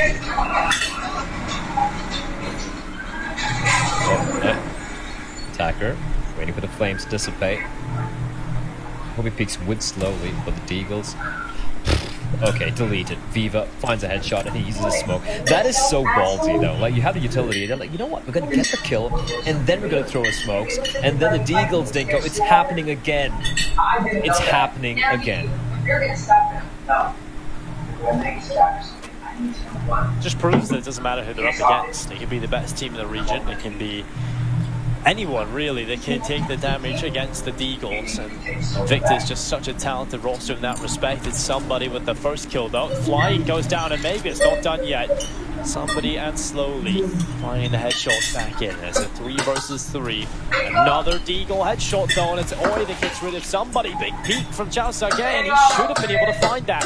But unfortunately for him, he goes down and slowly now running straight in towards Ruins. The bomb plant gets planted right in front of the coffins, but now the Deagles have turned into AK-47s. Oi has a Kevlar and helmet to play with here as well. Destroyer unfortunately doesn't, so he's going to be the front man, just clearing these angles, trying to clear as many positions as possible. They don't have a kid, so they know they have to move quickly. They have to try and cut through the defense on this bomb site, and Oi's going to get aggressive towards CT, catches out slowly, and out to all on Summer, wrapping around the back through CT spawn, spots Oi, takes him down, and now 1 versus 1. He knows he can play the time. 9 seconds, not enough time to win the round here. And well, a round that looks scary, a round that looked done, but slowly is the man that gets the important kills over towards B that allows the round to go in favor of Tyloo. That looked very, very scary. For a moment there, I was like, yeah, the Deagles, it's happening again. And I wonder if we can ask PGL for maybe like a tracker of all the rounds won with just the Deagles or just the pistols. I think we should be close to double digits by now, and it's just been a day. 1 day. It's just been like, what, 3 best of 3s and 2 maps so far here? And I think we're close to like 10 rounds already. It's ridiculous. You go in and he's gonna put you down, and then none of this is gonna matter. It's gonna matter to those 5 people over there. Okay, I love that nickname, but well, this is still wrong. 15 to 8 now. Tyloo have looked pretty solid after they've realized, okay, wait, 1 second here, they're about to win this. 1 more round and we're out of this series. Hamish. They have to turn it up a gear. He can stop ever coming through for good. You say choose to stop this stuff. Take it, I promise. Let go. Still 7 more rounds back to back. It's gonna be easy. Flying, who, despite having a phenomenal map so far, he supposedly hasn't had 5 kills. Sorry, he hasn't had a single kill in the past 5 rounds, which is very uncharacteristic for that player. But utility being expended by Tyloo towards top of banana is going to force Viva to play a little bit more passive angle. I'm surprised when you're playing that angle with the AWP, you have a support player for you right there with CD spawn getting boosted up, and surprisingly, there's no one there. Wraparound coming in from Summer. Chao Sage ready and holding the line. A little bit of an off angle. Summer does check it, but Chao Sage still comes out on top. Now somebody. Is he gonna somehow thread the needle and make his way? The hit is coming in towards B. Viva, position compromised. I would have liked to just hold on to the angle. Flick shot's not gonna be coming on in. Chao Sage finds somebody, while slowly takes on Viva on that bomb side. Danking out 3 HP, 4v3 retake. This is very winnable, but Danking 3 HP or not Dinko, he just needs 1 bullet to get a frag. They kicked me out because Well, Attacker blinded. They run over his position. Chao Sergei able to find him. Attacker gone. That's a big round so far from Chao Sergei. He looks for more though. He'll run on in. Dan King so incredibly low. Off towards Banana. Slowly with a kill towards CT spawn. Now they can really focus. They know the last two players are coming out of the ruins. And slowly position it strong right now. The time ticking. They have to get these kills quickly. And it just won't be happening again. Tyloo right down into the post plant. They delay the time so far gone. And they're just not going to be able to win the round here in Invictus. So many rounds have come close, but Tyloo just keep on winning. They just need to win 6 more rounds. I mean, it was what, 15 to 6, 15 to 5 at one point. Slowly but surely, Tyloo. They've been in situations like this, right? They've been in situations like this so many times in the past that it was actually 15 to 3, 15 to 3 to 15 to 9. Okay. Uh-oh. That's all I'm saying right now for Invictus. It's looking like they might be crumbling a little bit here. We have so many opportunities still to take it over the line. They just need one round after all. And with the skill on this team, it's hard to see a way in which they don't roll into that round. I mean, they come close in pretty much every one of these. They've come close down the final kill. It's just the time is the issue. Almost running out of time in this post plant. The B-bomb side certainly the weakness for them at the moment, but it's Deagles in play. Gone for the decision to save as much money as possible. They'll be able to get a really solid buy in this next round. Tyloo just taking their time, methodical in their approach. Methodical, and they need to be. Like, there is literally no margin for error here. They need to make sure every round is won. They need to make sure that they don't really have the money either. Like, they need to win the rounds while keeping some semblance of an economy in the running. Nice flashbang. This time, Slowly's ready. This time, Slowly's ready. And try the same trick twice. Doesn't work out a second time. Good to know that Tyloo at least... Ooh, that's a tasty shot from Oi, but... Somebody being an absolute... sneaky little, it's a word I don't want to use here, but Flying at least gets a trade, and they will retrieve the 2 AKs. I love somebody at times. Like I said, it's frustrating. He can pretty much lose rounds all by his lonesome for Tyloo. At the same time, it's so fun to watch with his positioning.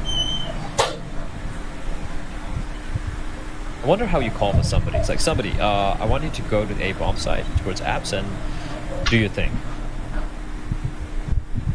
And he's like, yeah. Okay. Somebody go kill. And it's not just about go kill, is it, right? If somebody do something like, mental. Yeah. So seeds of chaos in the opposition, and that is something he's good with. Tyloo have now won 7 in a row. They have hit double digits. As Twitch chat likes to say, is this the hashtag fake comeback from Tyloo? Or will they actually take it to overtime? It almost happened in Train, mind you. It was 15 to 11 for Invictus. We've got Tyloo getting to 14, but unfortunately Viva at the end with a Deagle just closing it out. 2 opening kills, and then Invictus sealing the deal 16 to 14. Will that happen here again on Inferno? Because if it happens in Inferno, it's going to be a heartbreaker. Because Tyloo, it was 15 to 3 for crying out loud, and they needed to win 12. They need to win 12 in a row to get it to overtime. So far, out of 12, they have won 7, Dingo. You just need 5 more rounds. It is doable.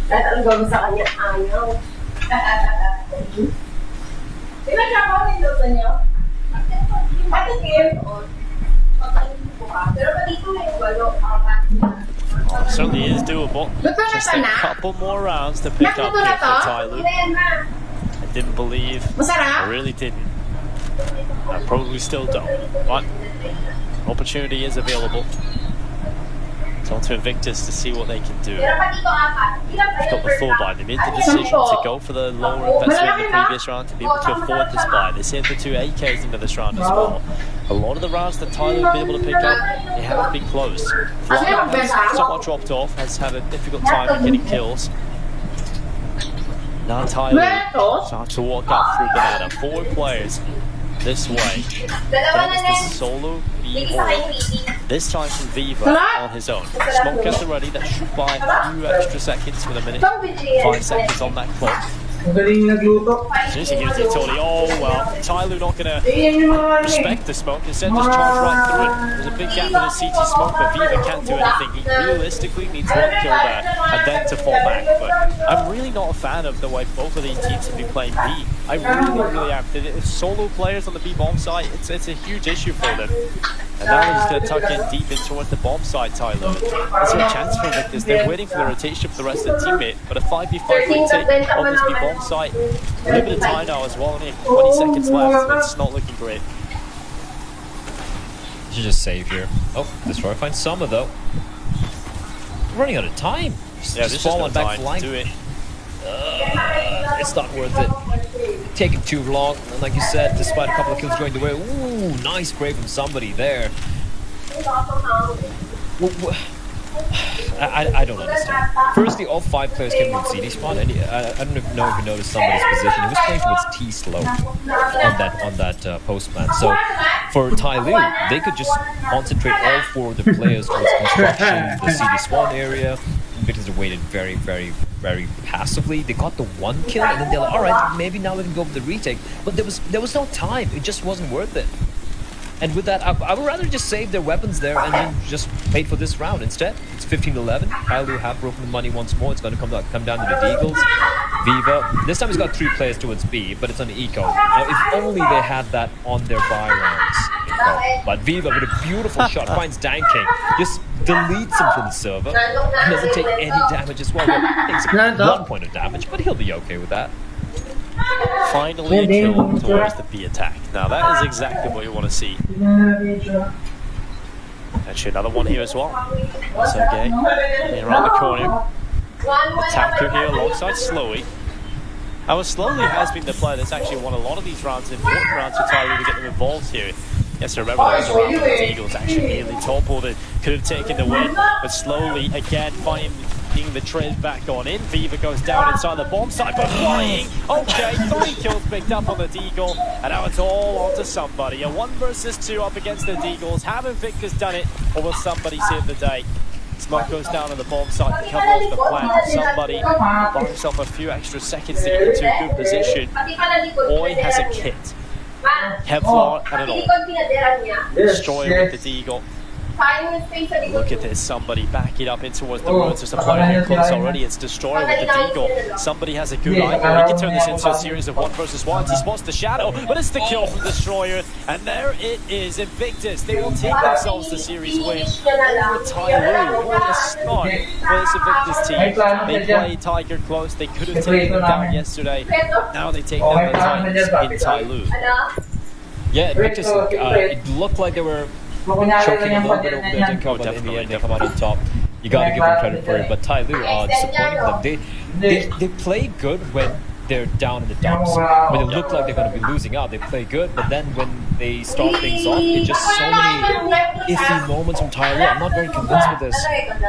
It's time to bring Jason and Mitch into this one, because obviously when we take a look at Tyloo, they should be the team that are winning this tournament. They should be the team that are finding success, but you guys think of Tyloo's performance, you think this is a convincing team, or Jason right back into the face pad? Just keep my head there, honestly. Yeah, it looks like it. The way the games have been going, it's been a little bit unpredictable. I love the way they finished it, first of all. It was just perfect. We talk about Deagles all day long. Flight was mentioning we should track the stats on Deagle win rounds, and how about Deagles to win the map? Disappointing though, considering the comeback that they managed. Tyloo did really well when they swapped to the T side, but I can't help but feel what I was talking about earlier, the fact that Tyloo had played BG 4 times in a row, that Invictus had a large sample size of every single way that Tyloo liked to play that map. I imagine that the research they did led them to such a successful T side, alongside the fact that Tyloo just can't stop the aggression. I mean, I feel bad because my favorite part of that match wasn't even necessarily anything that happened in the match. It was production at 15-13 or 15-3 saying, all right, can we get your cams and mics back on? Can we test everything? Because it looks like we're going to have a long break. And I just whispered to production, just hold on. We're not done yet. It's not done yet. Oh, man. But honestly, that has to be so... It is going to be Viva, the op trainee. What does that mean?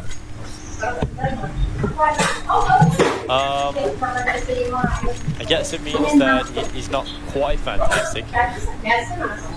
Most missed all shots, so he's using the ult, but he's also not looking brilliant. Well, he did get the 4K earlier, so I guess whichever shots he does land is pretty much a guaranteed kill.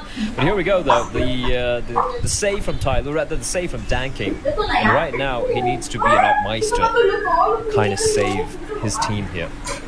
Just a pistol's being purchased by Tyler. And you just got to point, I think you pointed out earlier, Dinka, how the CD side from Tyler has seemed a little unimaginative. Like, I like the aggression down mid they had earlier, but then they don't know how to follow it up, by falling back, having an escape route. And whenever they get banana control as well, it's like the same position they're holding. It's going to be pre-fired. Yeah, it's a little stale right now. I think a few teams actually fall victim to that. A team that has so much firepower, so much potential, but the CT side's looking what we have a good example of that's probably Virtus Pro. They become quite stale in that approach. So yeah, it's definitely something Tyler probably have to work on and try to figure out here as they go on to the series. Another passive this time, Danking on the bomb side with the orb. Managed to carry over. Okay, somebody. Okay, right down into middle, finds one, won't get away with his life. He actually nearly takes down two there from that peak. That could have been incredible. Still one kill. Hoping that Danking up towards top middle. He has an opportunity. There's the shot. Takes down. Inside there. There we go. Ourselves at 3 versus 4. Man advantage will play here for Tyler. This position. How does somebody even find that window? I really don't know. He had so much time. Yeah, it's just nuts, right? And he had so much time to just spot on them, fall back a little bit, take his time, take the headshot, even get the dink as well. I'm a little surprised that Invictus continue on the A-bomb side when they knew the way the AWP was. Because they knew the AWP was safe and they knew the rest of them were probably pistols. Maybe the B-bomb side would do a better hit, but hey, around is around for Tyler, I guess. And a dual AWP system back in place, somebody in Danking. Rifles, quite a bit of utility as well. That was massive win for Tyler. Can they capitalize on it though is the question. They have some residual cash because of winning that equal round.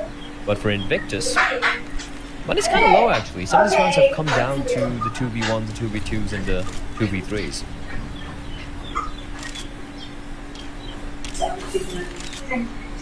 She trusted her instincts. She believed in Going for the wall banks, Mr. Somebody. ilang buwan yan? 1 year. Down towards banana flashbang around the corner. Now Somebody looking to hold on.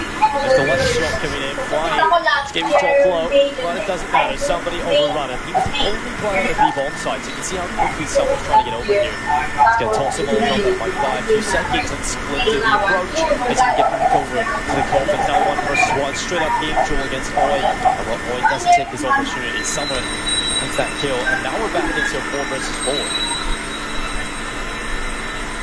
I just find it so... Ooh, nice shot flying, but he peeks out, 3v3. This is a doable retake, however, if I'm Tom, just holding on to weapons here, and Shaosage in the smoke. Attacker right behind him. It's just a waiting game right now. Is Attacker going to be expecting this? Waiting for the smoke to dissipate. The both of them are there, and it's Shaosage. He doesn't want a second player. Summer gets the kill. Now with Destroyer and Viva. Viva is going to show his presence. Flashbang is brilliant, and Destroyer even saving his teammate there. 7-2. And like you pointed out, when you're playing the B bomb site alone, and you know, like any other player playing B, even if you have an AWP, the second you saw the flash coming out, that's when you toss in utility and fall back to a much safer angle. No. But somebody, like you said, lives and dies by the sword. He is... You can't really...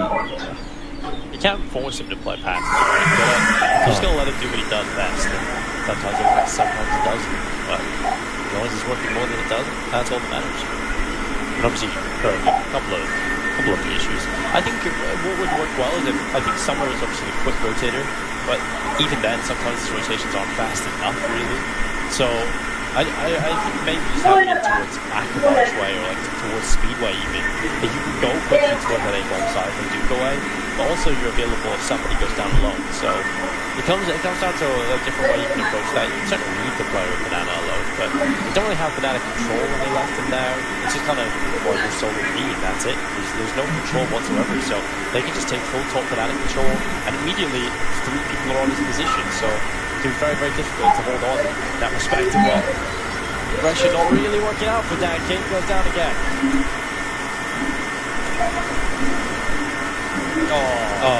This is such a bad start for Tyler. Trying to get aggressive, and every kill is just going in favor of Invictus. This is absolutely awful from Tyler. What do you even do to that? Like, just the openings. They had 3 at B, and then they just lose the A bomb to just like that. Now, Invictus don't know. They know there's another player towards B, but they're completely unaware there's no one at A bomb site right now. So we do have Shawasagi just holding the line, making sure no CT doesn't push out towards mid. And I feel like even Invictus, they have an idea of how they like to play somebody, right? Somebody is that solo player. He's a guy who is so unpredictable that it's very hard to have to keep a partner with him. Like, he has to do all these things on his own. So it's almost like the moment they get a pick onto him towards B or whatever, they're like, yeah, the site's empty. There can't be anyone else. And I seem like it feels like they have the lead on how they like to play somebody, at least at the moment, considering how often they play against each other, considering I'm sure that they scrim against each other all the time as well. 8-2 for Invictus. I did not believe... if you told me that this was going to be the scoreline with Invictus winning map 1 and this being 8-2 for map number 2, Denver, I'd ask you to shut up. Yeah, I mean, this was not the expected result of the scoreline at any point coming into the series. We expected Tyloo should be taking the series 2-0, but now they're in a position where they might potentially be losing the series 2-0, and that's definitely not what anybody was expecting coming into today. But then again, it is Tyloo, so it's always in the back of your head, right? It's the Asian Counter-Strike. Anybody can be anybody, it seems, for the most part. And Invictus, for me, like, it's not a huge overperformance either. They're looking like a good team. They're solid. They've had some quiet moments as well. So I think they're just a good Counter-Strike team, and it's good to see. Flying again, 11-7. The rest of the team kind of around that as well. You know, not too far. It's not a huge disparity. They're just playing well.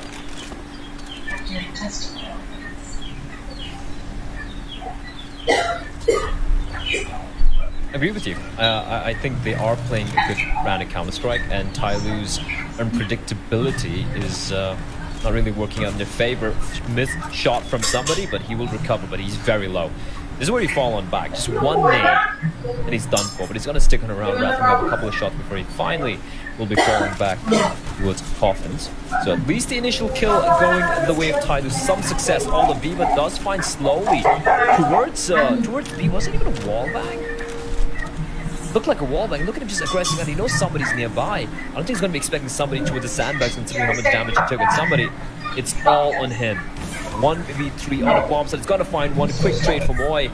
Now they know that bomb site has been compromised. Rotation coming in. Man advantage to Tyloo. They need to win this retake. All planet, man advantage in play for Tyloo coming into the retake. And like you said, it's a must-win for them. Flying is going to sit back in behind New Box. His teammate arrives in behind him as well. Double setup in behind New Box. Not really going to be expected. There's no Molotov either to clear this out. Oh, the timing could be awful here for Flying. He's going to be down towards CT. Still finds a kill. Swung though, but they're not going to be expecting more his position. They played this one well. Now 1 versus 1. Oi looking for Dan King. He's on the right side. Dan King runs him down, but Oi steps up. Big round win from Invictus. Really well played in that post plan. Yeah, and when it comes to these situations like the post plans of 2v2s, 3v3s, I feel like Invictus have looked the better team today so far. For Tyloo, it mainly relies on danking just popping off or somebody having a ludicrous round, right? Apart from that, it just feels like Invictus, they seem to flow better as a team, the way they go for the trades and whatnot. This is a round where, I wouldn't lie, I honestly felt like Tyloo would have had this. I knew they might suffer a few casualties, but I thought they'd probably still get the round considering how low I think the flying was. But, yeah, not good enough. Like that bait setup towards back of the side as well. Definitely not expecting that, allowing Oi to get the to have the element of surprise in the 1v2. And with that, 9-2, 4 rounds remaining in this half. And if Tyloo wanna like have a little bit of buffer, Dinko, to work with on the T side, they need to string the remaining rounds together here. Because if Invictus get to 10 or even 11 rounds, I think this could be it. Yeah, that's the crazy thing. The kid might not even be close. So while Summer is going to get aggressive with a Damascus flashbang, it's going to allow 3 kill. You go, oh, he looks away, but the flash is going to win on in. That keeps Invictus back towards top middle, but finally Summer is going to go down. He's in that position for so long. And at the moment, 4 versus 4. Danky comes off the angle, flying there with a kill as well. Attacker will take him down. And advantage still here for Invictus. Luckily, that's the ball. Slowly's just caught the ball in archway. Another chance is to slide back in favor of Tyloo, with Slowly getting another kill. Oh, this is a pretty poor approach from Invictus. They've actually dropped the ball here. Smoke goes down, they pick up the ball, they get out of it with the ball on their back. So they can get back towards the site. The issue is somebody. It's going to be all towards short. Flight needs to be careful around this corner. He read that perfectly. He knew what somebody's going to do there. Shot lands as well. Line up for him. Oh, he nearly pulls it off, but slowly.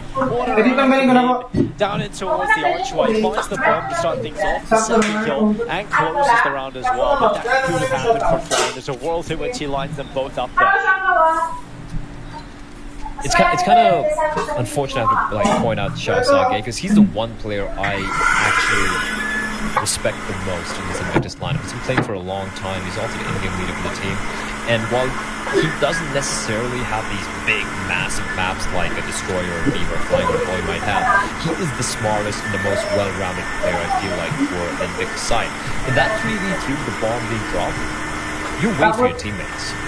You wait for your teammates to use the utility to just go for the drive peek against Slowly, and I feel like that was the mistake made by Shao which teammates do. Somebody is going to walk into this one. Is it? Do it, somebody. Just do it. Do it. No, he wants to. He wants to, yeah, definitely. Somebody's probably like holding his... Oh, there we go. Pushing on up. Shao is ready. He knows this. Reload. I heard the reload sound. That's an opportunity for the cross, but yeah. Somebody's aggression held. This is good stuff. Invictus again, just kind of waiting for Tyloo to get aggressive. And they just sit back. They just hold their default and Tyloo present themselves to the Invictus players. They just take down an easy round again. 10-3. Money ball for Tyloo. Likely 11 rounds here for Invictus on the T side of Inferno. What is happening, Blair? Can I just point out that that was a buy round? But they kind of won previous yeah, round. It was. Yeah, and everyone dies with Invictus not even showing themselves. Invictus had no control to the top mid. They didn't push Apps, they didn't push Banana. They killed every one of Tyloo at mid. Because Tyloo were like, yes, time for us to aggress. But it wasn't like aggressing together as a team. It was one by one, just going with individual duels, hoping to catch someone off guard. And well played by Invictus. They just read that like an open book, shredded it, and flushed it down the toilet. Well, 4 versus 4 immediately. Destroyer does get the opening, but Attacker's immediately there with a reply. But Dan King in the open towards long. It's going to go away from the round. Man advantage collected for Invictus. And this is definitely a round you see Invictus taking rather cleanly. They just need to be methodical in their approach. So again, goes around the corner, but it's somebody with a CZ finding one. Although Viva and Oi clean up the rest. It's 11 rounds for Invictus. Last round of the half coming right up. If Invictus post 12, it's done. I honestly see no way in which time he goes back.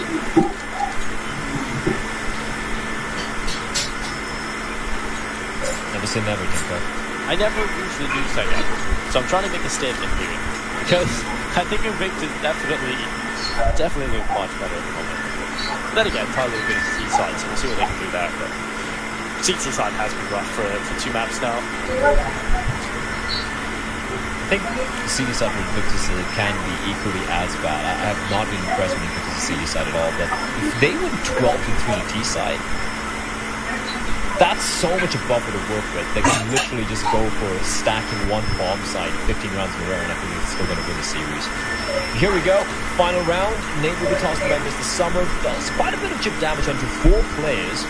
but he will be forced back, and the pincer is going to be fast and furious. Slowly, again, caught out with the nade in hand, flying, finds the attacker. Someone's going to get caught out. That's an A-bomb side just snatched from the arms of Tai Lu. Pretty much like snatching candy from a baby. That looks so easy for Invictus. And somebody's going to be left in a 1v5 and flying. What a beat there to finish off the job. 12-3 for Invictus on the T side and flying. I mean, if they win this map right here, he has to be the MVP of the series.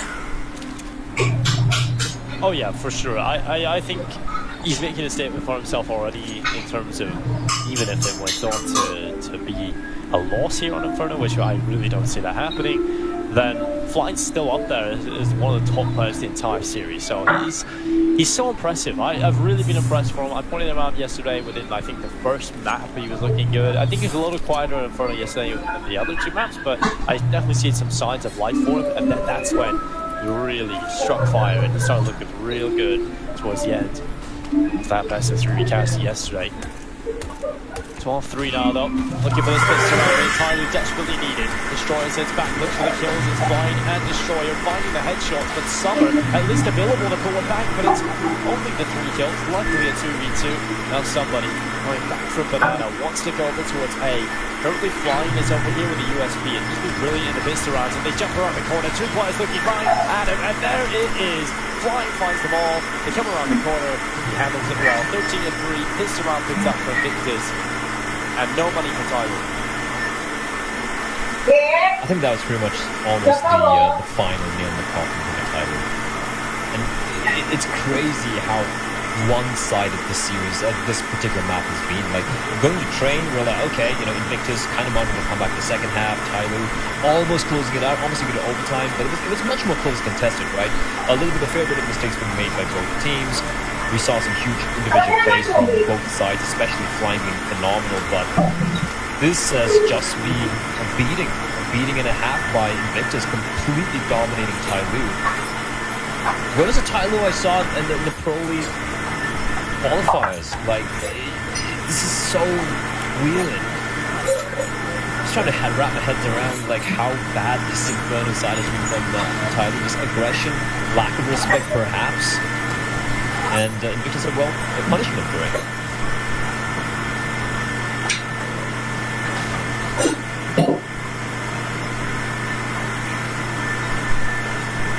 When in these rounds, Tyler, they lose. There's always at least some sort of flashy shot that comes through, but not really being able to turn them into round wins, because for the majority of the time, Invictus have just looked consistently better across the board. 14-3. I mean, this isn't the Tyler we know, right? This isn't the Tyler that are able to pick it up in terms of their performance capable on this roster. They're looking rough, I have to say. Like, a few of the players right now are not doing really what they should. Tanking has been so quiet. He's attempted so much aggression, it hasn't worked in either of these maps. We've seen Attacker be quiet in Inferno. This isn't the Tyler that they're capable of being. That statement I agree with. Like, this is not a Tyler that they're capable of being, but this is not a Tyler we know. I don't think so. I don't think so. I think the Tyler I know, the Tyler will probably beat Lestralis in this series, and immediately the next one probably lose to a random Filipino-Indonesian mix. 2-0. So do you think it's just a mindset thing where they just approach the game differently? Because I think coming into this, they looked like they were just coming up against Invictus with sheer confidence and aggression. They were peeking without flashes, going around the corners, just taking fights. Obviously, they wouldn't do that against a team they would respect a lot more. So you feel like it's just sort of a mindset thing? I agree. I've seen them play choke massive leads against some pretty good teams like EU teams because they gave too much respect. And there were times when I'm like, stop doing that. Like, just play like, you know, there's another Chinese team and you're probably going to get the win. And on the other hand, against these Chinese teams where they can be as chaotic as Tai Lu, they just aren't giving too respect. And that's exactly what we're seeing over here. And it's Tai Lu. Like, Vici, like I said, they can pretty much beat any team in Asia apart from Tai Lu, while Tai Lu can lose to any team in Asia apart from Vici. It is wild. And what does Mr. Drone have for us right now? Flying. Let's go nice instead. I haven't seen that one, and that is good. Well, wasted bullet, 79.6%. We know a lot of these stats are actually quite negative. One thing that's positive, I love the Invictus jacket. I think it's also looking I love the Victor's jacket, really. The bomber jacket, it's kind of cool. Yeah, we really see any white jackets at Viva. There's a player there. Flashbang is good, but slowly, with 2 quick kills, at least the trade does go the way. Shaosage finds 2. On Destroyer. Wait, what? Okay. Well, it's a 3 versus 2, just like that. Tyler have the advantage. Dan King able to find the kill. Summer looking to emerge from the apartments. Taking oil to a short moment. Summer starts to walk forward. Just don't know whether or not he can find this kill. He has to clear the pit already. And once he realizes that is clear, the rest of his team can move up. Boyd getting aggressive at somebody down in towards the ramp. He has the bomb. Somebody finds 1 kill and a second, of course. Somebody is in that weird position where he's left alone with the bomb down towards the T-stack. If he goes down, then obviously it's a huge issue for Tyler. But finding that kill definitely allows Tyler to get that round there. So good stuff for somebody. 15-4 Invictus Gaming, while they were looking for just 1 more round, but it won't be coming in previous round and probably won't be coming up here. But then again, they do have Eagle, so who knows what. I think, yeah, who knows is good. And this is going to be the first loss for Kailu in the month of June. They have been flawless so far. Like, I think they beat Beyond 2-0, they beat Vici 2-1, they beat Vici again 3-2, then they beat Invictus 2-0, and Vici again 2-0 2-0. So they've been looking very good, but mainly against Vici, who they faced 4 times in 1 month. I looked at Tyler's last 5 matches they played, and 4 of them were Vici. Yeah, it sounds like love affair at this point in time. Like, but also, like in May, they lost to BTRG, a team that they had no business losing against. They lost to them. They also lost to Tiger for the for the RMR finals. So their team with the highest of highs and probably some of the lowest of lows when it comes to Asian CS. And I guess that's why everyone kind of likes Tyler, because of how absolutely unpredictable and fun they are to watch. But at the same time, I have lost half my hair watching them play Counter-Strike. And that's half your hair bladder. I had very thick, luscious locks. And then Tyler happened. Right down to your ass. It was. There's a story, not right now, we shall bring it up another day. We'll save that one. Blam is luscious locks right down to his ass. And what, 15-5, we're looking for another round here for Tyler. It's Dan King with a 4K, patting those stats a little bit. Up to 11 kills. 15-6, Tyler another opportunity here to make this scoreline look much more respectable. It's going to be a 16-3, but luckily they get a few more rounds on the board here. But now Invictus, they have got the buy coming back in. Now, can they close it here? They've got the AWP for Destroyer, they've got the M4s, the AWP can play, the utility available. This is real dying time now for Tyler. They have to be flawless to pull it to overtime, and that just doesn't really seem like a feasible thing. But we'll see. They can do Tyler every round that matters. We'll see what they can do now. Summer goes aggressive up towards Tall Banana. So not going to find success, instead forced away by the utility.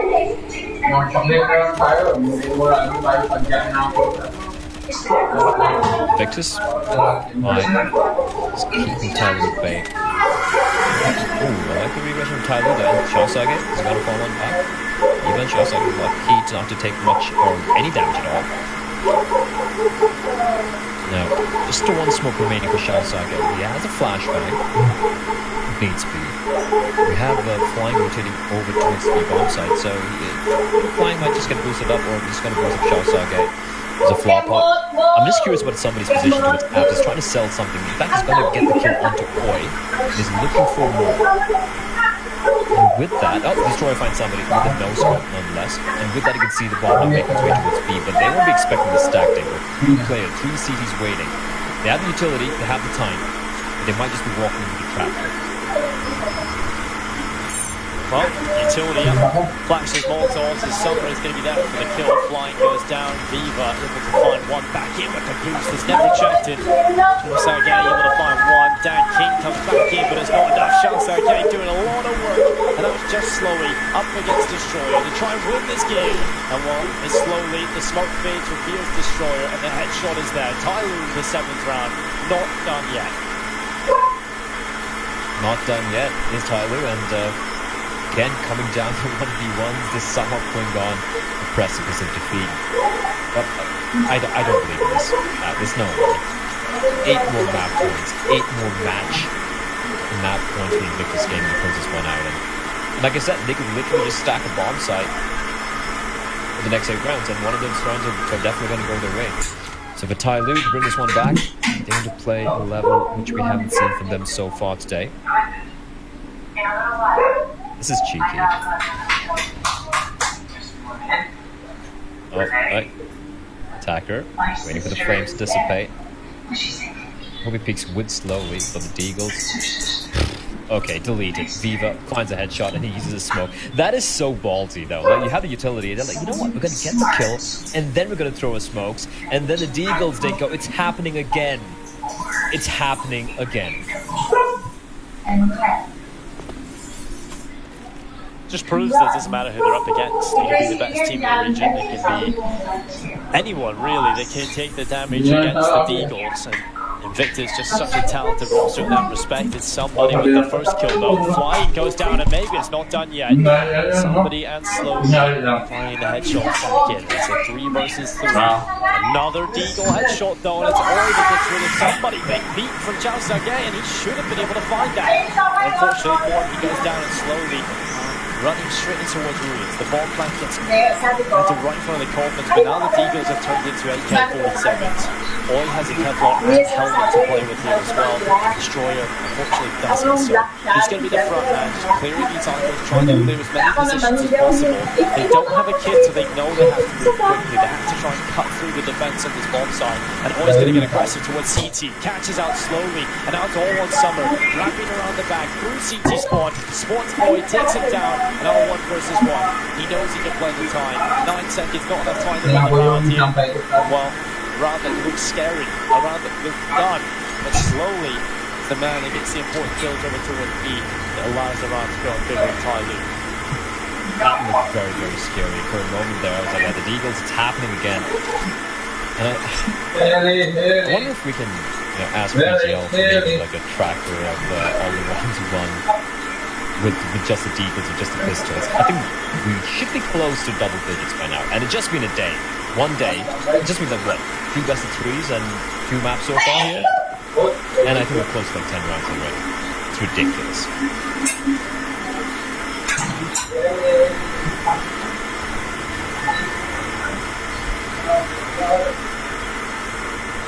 I've seen one in the book. Research that I killed one of the 15 to 8 now.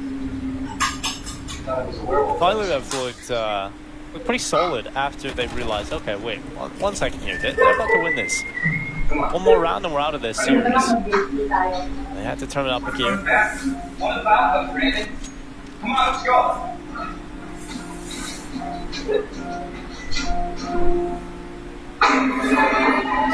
7 more rounds back to back. It's not going to be easy. Flying, who, despite having a phenomenal map so far, supposedly hasn't had 5 kills. Sorry, he hasn't had a single kill in the past 5 rounds, which is very uncharacteristic for that player. But utility being expended by Tai Lu towards top of Banana is going to force maybe to play a little more passive angle. I'm surprised when you're playing that angle with the AWP, you have a support player for you right there. You can see the spawn getting boosted up. And surprisingly, there's no one there. Rapon coming in from Summer. Chao Sage ready and holding the line. A little bit of an off angle. Someone does check it, but Chao Sage still comes out on top of somebody. Is he going to somehow thread the needle and make his way? The hit is coming in towards Viva. Position compromise. I would like to just hold on to the angle. Quick shots are going to be coming on in. Chao Sage finds somebody, while slowly takes on Viva on the bomb side. Dankin on 3 HP, 4v3 retake. This is very winnable. The Dankin 3 HP or not Dinko. He just needs 1 bullet to get a frag. Well, Taku blinded. They run over his position. Chat Sergei will find him. The Taku call. That's a big round so far. Chat Sergei looks for more though. He'll run on in. Dan Kingston incredibly low. Off towards Banana. Slowly with a kill towards CT spot. Now they can really focus. They know the last two players are coming out of the ruins. And slowly position it strong right now. The time ticking. They have to get these kills quickly. And it just won't be happening again. Tai Lu right down into the post fight. They delay the time so far gone. And they're just not going to be able to win the rounds to make this. So many rounds have come close. But Tai Lu just keep on winning. They just need to win 6 more rounds. I mean, it was what, 15 to 6, 15 to 5 at one point? Did you really have to go Slowly but surely, Tai Lu. They've been in situations like this, right? They've been in situations like this so many times in the past that Yeah, sorry, it's a little late. it was actually 15 to 3. 15 to 3 to 15 to 9. Okay. No, your tune is dead. Uh-oh. That's what I'm saying right now. For Invictus, it's looking like they might be crumbling a little bit here. They have so many opportunities still to take it over the line. They just need one round after all. And with the skill on this team, it's hard to see why much they don't roll into that round. I mean, they come close and pretty much every one of these, they come close down the final kill. It's just the time is the issue. Almost run out of time with this post run. Deep onside, certainly the weakness for them at the moment, but it's Deagles in play. Hopefully the decision to save as much money as possible. But they're able to get a really solid buy in this next round. Tyler just taking their time, methodical in their approach. Methodical, and they need to be. Like, there is literally no margin for error here. They need to make sure every round is won. They need to make sure that they don't really hamper their money either. Like, they need to win the rounds while keeping some semblance of an economy in the running. Nice flashback. This time, Slowly's ready. This time, Slowly's ready. And try the same trick twice to work out a second time. Good to know that Tyler agrees on. Ooh, that's a tasty shot from Moy. But somebody being an absolute... Needs a little, it's a word I don't want to use here, but flying at least gets a trade, and they would retrieve the 2 AKs. I love somebody at times. Like I said, it's frustrating, he can pretty much lose rounds all by his lonesome for Tyler, at the same time, it's so fun to watch his positioning. I wonder how you call this somebody. It's like, somebody, I want you to go to a bomb site towards apps and do your thing. And he's like, yeah. Okay. Somebody go kill him. And, it's not just about go kill, is it, right? For somebody do something like, mental. Yeah.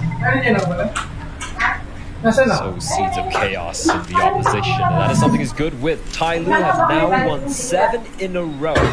They have hit double digits. As Twitch chat likes to say, is this the hashtag fake comeback from Tai Lu?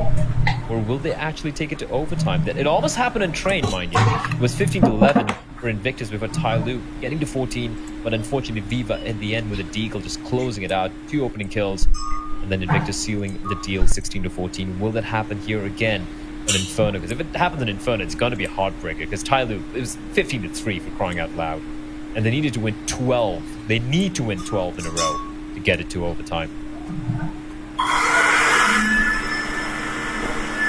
So far, it's 12. They have won 7. They just need 5 more rounds.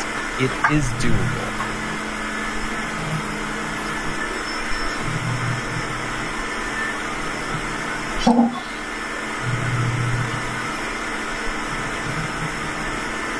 It certainly is doable.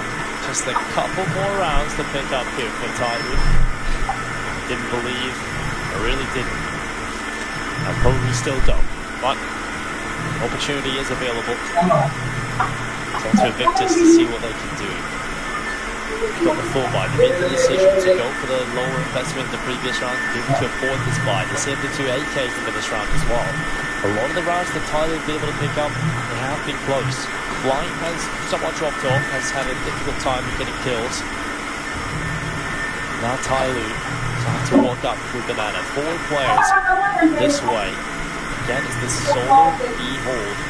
This time from Viva on his own. Smoke at the ready, that should buy 2 extra seconds for the minute. 5 seconds on that clock. As soon as he gives utility, oh well, Tyler not going to respect the smoke, instead just charge right through it. There's a big gap in the CT smoke, but Viva can't do anything. He realistically needs 1 kill there and then to fall back. But I'm really not a fan of the way both of these teams have been playing B. I really am. If solo players on the B bomb site, it's a huge issue for them. And now they're just going to tuck in deep in towards the bomb site, Tyloo. Is there a chance for Invictus? They're waiting for the rotation for the rest of the teammate, but a 5v5 retake on this B bomb site. Limited time now as well, only 20 seconds left. It's not looking great. Did you just save here? Oh, Destroyer finds Summer though. Running out of time. Yeah, Just fall on back flank. do it. It's not worth it. It's taking too long, like you said, despite a couple of kills going the way. Ooh, nice spray from somebody there. I don't understand. Firstly, all 5 players came with CD spawn, and I don't know if you noticed somebody's position. He was playing towards T slow on that post plan. So for Tyloo, they could just concentrate all 4 of the players towards construction, the CD spawn area, because they waited very passively. They got the 1 kill, and then they're like, all right, maybe now we can go for the retake. But there was no time. It just wasn't worth it. And with that, I would rather just save their weapons there and then just wait for this round instead. It's 15-11. Tyloo have broken money once more. It's going to come down to the Deagles. Viva. This time it's got 3 players towards B, but it's on eco. Now, if only they had that on their buy rounds. But Viva, with a beautiful shot, finds Danking. Just deletes him from the server and doesn't take any damage as well. Well, takes 1 point of damage, but he'll be okay with that. Finally a kill towards the B attack. Now that is exactly what you want to see. Actually another one here as well. That's okay. Around the corner. Attacker here alongside Slowey. Our Slowly has been the player that's actually won a lot of these rounds, important rounds for Tyler to get them involved here. Yes, remember there was a round where the Deagles actually nearly toppled it, could have taken the win, but Slowly again finding the trade back on it. Viva goes down inside the bomb site, but flying! Okay, 3 kills picked up on the Deagle, and now it's all on to somebody. A 1 versus 2 up against the Deagles. Have Invictus done it, or will somebody save the day? Smoke goes down on the bomb site to cover off the flank. Somebody buy himself a few extra seconds to get into a good position. Oi has a kit. Kevlar and an all. Destroyer with the Deagle. Look at this, somebody backing up in towards the ruins. There's a player here close already. It's Destroyer with the Deagle. Somebody has a good angle. He can turn this into a series of 1 versus 1s. He spots the shadow, but it's the kill from Destroyer. And there it is, Invictus. They will take themselves the series win over Tyloo. What a start for this Invictus team. They played Tiger close. They could have taken them down yesterday. Now they take down the Titans in Tyloo. Yeah, Invictus, it looked like they were choking a little bit over there, didn't come, but in the end they come out on top. You got to give them credit for it. But Tyloo, disappointing them. They play good when they're down in the dumps. When it looked like they're going to be losing out, they play good. But then when they start things off, it's just so many iffy moments from Tyloo. I'm not very convinced with this. No, it's time to bring Jason and Mitch into this one, because obviously when we take a look at Tyloo, they should be the team that are winning this tournament. They should be the team that are finding success. But you guys think of Tyloo's performance? Do you think this is a convincing team? And Jason right back into the face pack. Just keep my head there, honestly. Yeah, it looks like it. The way the games have been going, it's been a little bit unpredictable. I love the way they finished it, first of all. It was just perfect. We talk about Deagles all day long. We do. Lai was mentioning we should track the stats on Deagle win rounds, and how about Deagles to win the map. Disappointing, though, considering the comeback that they managed. Tyloo did really well when they swapped to the T side, but I can't help but feel what I was talking about earlier, the fact that Tyloo had played Vici 4 times in a row, that Invictus had a large sample size of every single way that Tyloo liked to play that map. I imagine that the research they did led them to such a successful T-side, alongside the fact that Tyloo just can't stop the aggression. I mean, I feel bad because my favorite part of that match wasn't even necessarily anything that happened in the match. It was production at 15-13 or 15-3 saying, all right, can we get your cams and mics back on? Can we test everything? Because it looks like we're going to have a long break. And I just wish for the production. Just hold on. We're not done yet. It's not done yet. Oh man, but honestly, that has to be so frustrating. I mean, Tyloo maybe not so much, but for Invictus Gaming to just be on 15 rounds for such a long time and not be able to close out, especially when he had so many like great individual plays, so many close calls as well. like slowly, and somebody in summer seeming to always clutch it out just to keep Tyloo alive. But Invictus Gaming, I said this before the match even started today, that this is a bigger match for them than it is for Tyloo. Because if Invictus Gaming, who are currently on 0 RMR points, can get a big victory against a team like Tyloo, seeming to be, or seem to be, one of the best teams and probably pit to probably win this whole thing, then you already have a good start to make it not only into the top 8, but to potentially set yourself really high up in the seedings going into the playoffs. Oh, yeah, absolutely. I think taking on Tyloo, that's a big win right there. Right? Yeah. Already played against Tiger. Now, the only team Tyloo rated consistently. Now, there are teams like Beyond D13 who I feel can potentially still go toe-to-toe against Invictus, but at least they've taken care of 2 of the big teams. Tiger's the last 2 close series. They've beaten Tyloo. Now, like Jason said, they need to start racking up some RMR points here. And bear in mind, the RMR points you get from the summer, from the PAL summer, is going to be more than what you got from spring, and then of course more in the fall season. But I just want to put it flying. He gets 32 kills in map 2, 30 on train, for a combined 63 or 62 kills in total, 62 kills over the series, which just came down to 2 maps. What a showing from Mr. Flying. Yeah, I was kind of questioning how he'd play coming into map 2, because it is, we've seen him consistently now, not just across this series here, but the one the other day, be an absolute force to be reckoned with. And I thought, well, if you're relying on a guy dropping 30 kills, how consistently can he do that? Well, a little bit more consistently than Tyler would have liked, that's for sure. I guess it's not. Go ahead, Dico. He's kind of hitting this like form is just so incredible. But I was saying, if he can keep it up for even longer, I mean, he's done it against the best team in the tournament at the moment, right? So the fact that he's been able to have this performance against Tyloo, it really shows that he's a true test, a true player. He can go on to do great things from the Asian region because he's just very talented. He's also not making stupid decisions, right? We see him, for the most part, he's playing good Counter-Strike and making the right decisions. And he's really good on the D game. We've seen him pick up the AWP a few times there when he was dropped. He picked up and showed that he can be good on that. And on the rifles as well, I think he's just an all-round pretty star player. I mean, the thing is, he finished plus 20 yesterday against Tiger, and that was a 3-map that ended up losing on. He was the only one in the positives, and I think like the only one in the positive, even remotely close to being like towards double digits and across most of the maps. This man is just insane, honestly ridiculous. Even in this series, he finished plus, it should be like 15, if I'm looking at the wrong one, plus 25. Like, what? You're playing against Tiger, already won Road to Rio. You're playing against Tyloo, seen as one of the best teams, not the best team now coming into this, and you're dropping plus 25. Like, to be played on this kind of level is insane out of him. And of course, we have to give him the MVP. I mean, 32 kills that we saw in Inferno, the 1 clutch, 3 opening kills, but the ADR for me is what really stands out. Yeah, it was super dominating for them with the, was it 15-3 scoreline they had at one point, but for him to consistently keep that 100 plus ADR, even when they started to lose round after round, just really gives a testament to how good of a player he is. The other thing that I'd look at as well, he has 3 opening kills, but he also lost 0 opening duels as well.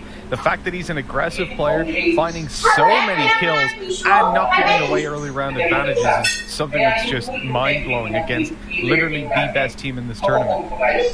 Yeah, and we also need to take a look at, you know, the head-to-head and kind of compare a couple of different players across the board. I know we were looking at the best player from both teams, and obviously that just kind of shows how much more dominating Flying was compared to Summer.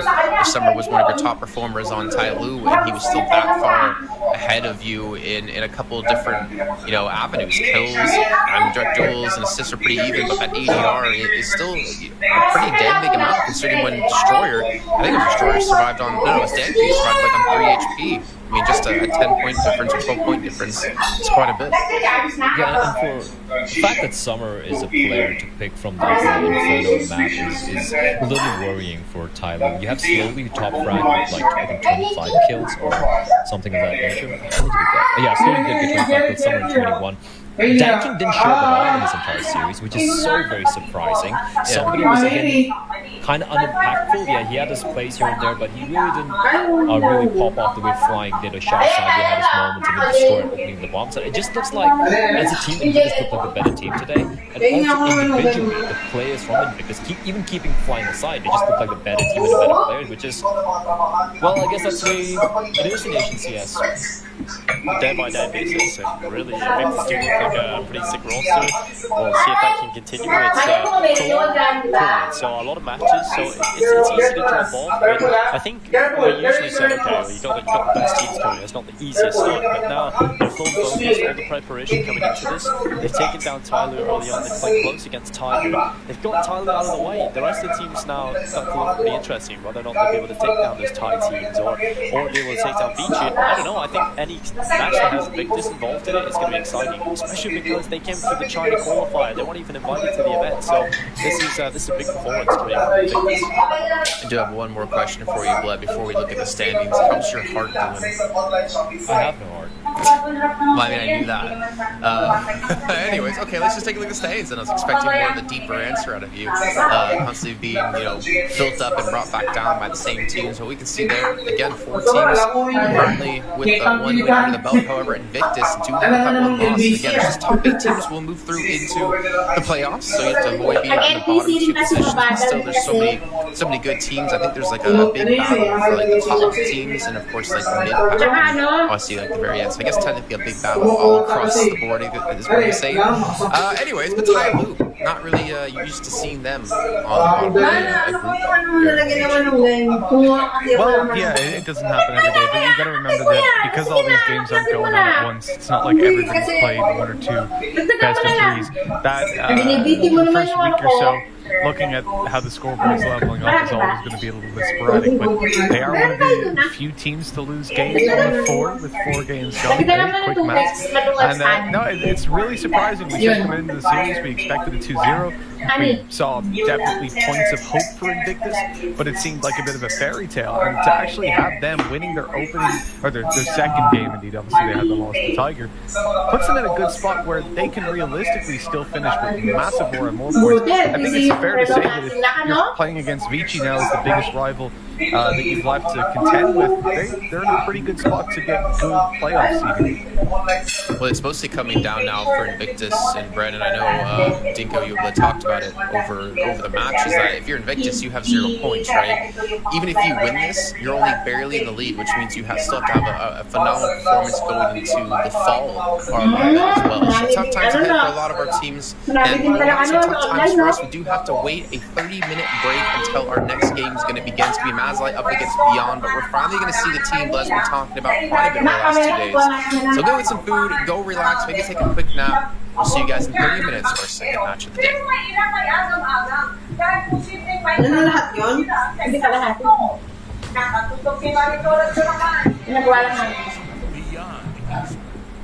Dahil sa hindi pa nag-umpisa magtinda sa ilalim ng istorya sa rinang komunidad, pero hanggang ngayon, sa kalsada pa rin siya nagtitinda. Hindi na karawaw sa kanyang pagkalipas sa limang muli. Siya na pauli ako. Dati kasi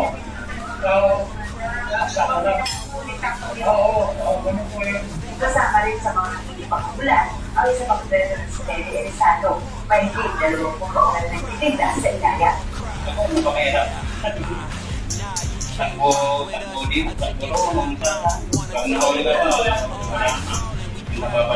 kaya naman, excited din sila sa mga pang-sobrang sa ilaya sa mga show kasi magkakakwes sila. Dahil na ang ha? Pwede? Maka para nakasilog na.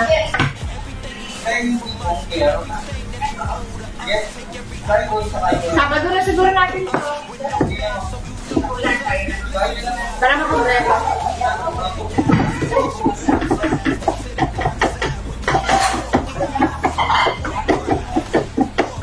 Dagdagan mo na lang yung natin dyan na ano. Ano mo naman, dagdagan mo naman anak kasi ano. Parang kulang halit pag gano'n.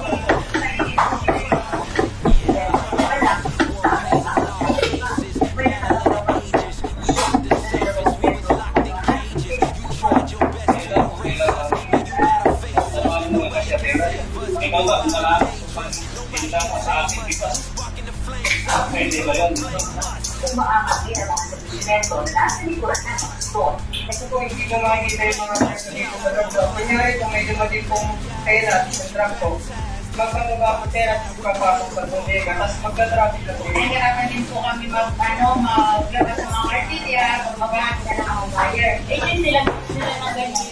Hindi na rin nakikita yung mga pangalan. Ilang itlog ba yun? Kasi may harap. Kaya, apat pa siguro pwede yan. Sisiguro sila pumasok ang pagkita. Para makapasok ang mga pamilya sa lahat. So, lagyan mo ng isang magic sarap. Okay na. So, lagyan mo ng konting mga paminta. Magic sarap paminta. Ayos! Maris ang Burakan. Nakamulo. Red Lord. Ganyan, bisa lagyan ka ng sibuyas. Sa mga sinabi ko, pinikita na mga kapwa nila ko rin. Matapos magkaroon dito sa 24 oras yung mga OFW na napipilitan na magbenta ng dugo. Paano sila tutulungan ng gobyerno? At ang kwento sa likod ng mga lumang love letter na yan, na natakbuhan sa isa rin ng isang bahay kung tukuhan natin dito sa 24 oras.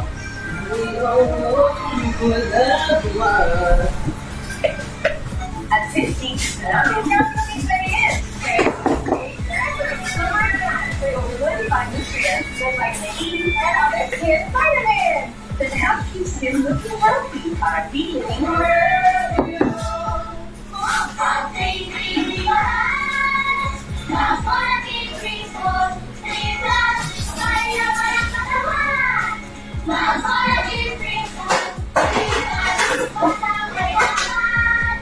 Does your anti-dandruff shampoo make your hair dry? New Dove Dermacare scalp is different. Reaching 1 leaf of Dove. With 1 leaf becomes dry. 1 leaf of Dove stays flake-free and nourished.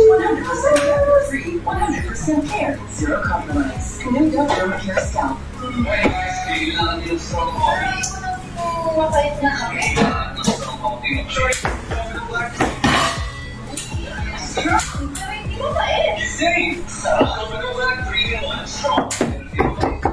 Ang galing ng Thai, perfectly.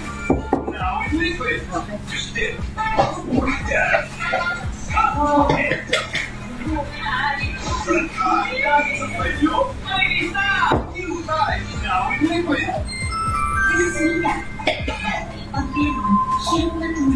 Now with Whisper Nights, longer, lighter, and with Dermacare lotion. Nice moisturization, comfy na nice, and you're winner of mornings. Mag-Whisper Night. Diba? Ang rare generic. Iba talaga ang mga Americans. Wala sa talaga. Sa generics, hindi tayo luli. May diba? At gawa ng mga kilalang express sa mga mundo na ang rare generics. Something exciting is coming your way. Bigger, faster, better.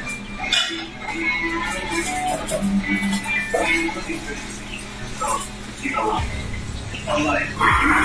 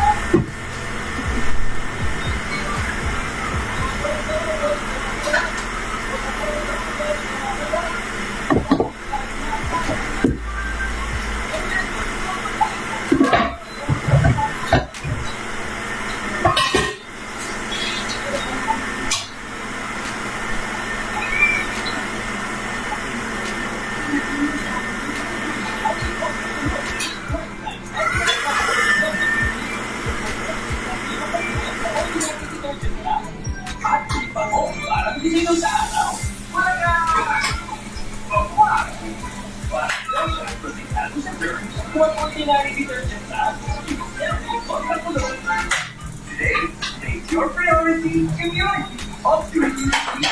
Honda City Pharmacy everything. Today, make your priority immunity. Up your immunity with another Civic Pharmacy every day. We go for experience.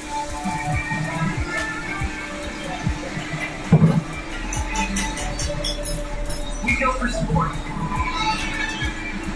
We go for fun. We go for the new to-go. You want great hair? Better go to China.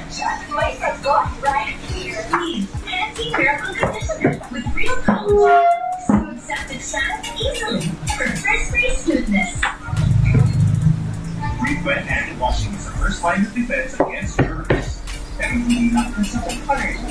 Hand washing with safeguard helps prevent germs from coming back for up to 24 hours. Wash your hands properly. Stay safe. Safeguard.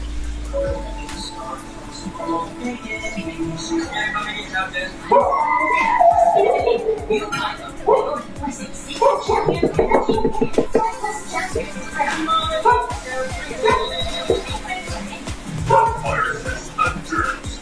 Nagdadala rin ang sakit sa Pilipinas. Natin naman yun. Patay ang 99%.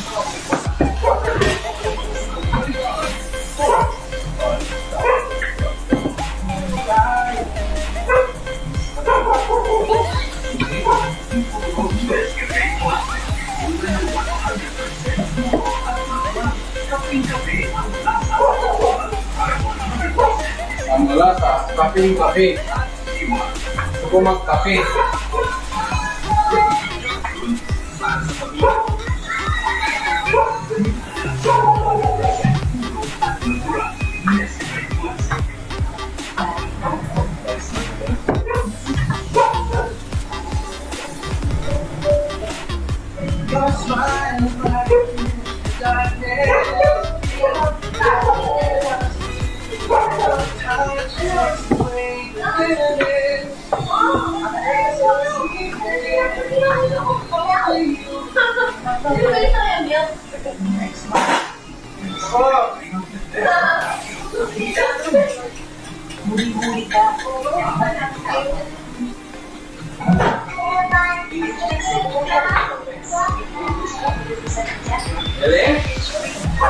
Ele? Basta ka, Ele?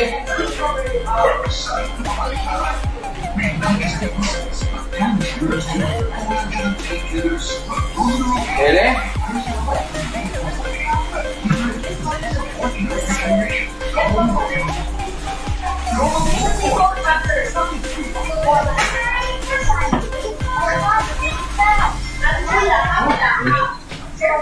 Oh, ini pun.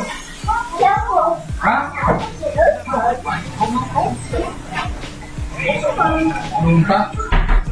Lunta. Oh, enough. Tama. Marami na. Mapaw na. Tama. Enough. Tama. Oh, enough. Ako. Okay. Be careful. Joey. Be careful. Okay. Slowly moving. Yung lakad nyo, ano?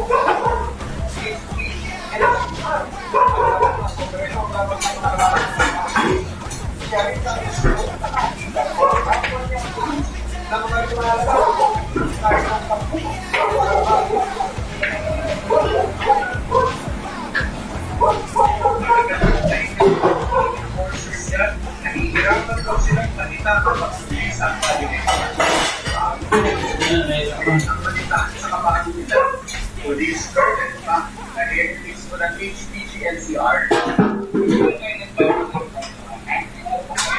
Bibigyan na namin.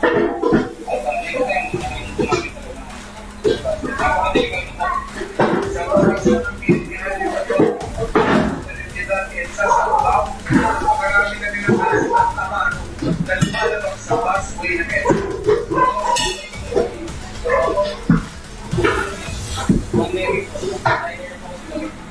Pero hindi lang naman medic uniform na huling lubahan.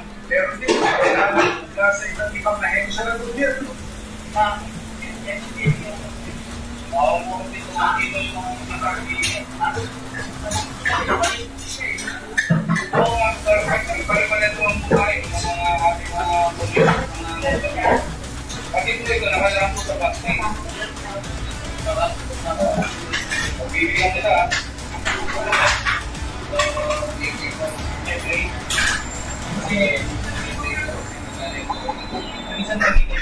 Pwede nga magtakal na. Yung mga privado ng turista, nagmamadali raw, kaya nagpakasakali sa bawal.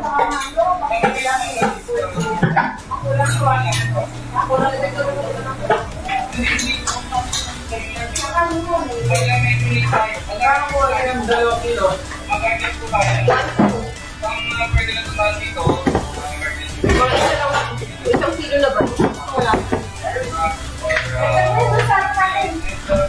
Iglalaban ko dito para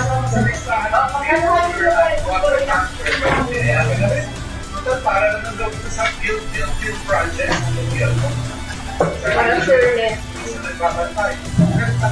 Ilabas mo yung sa halos mo.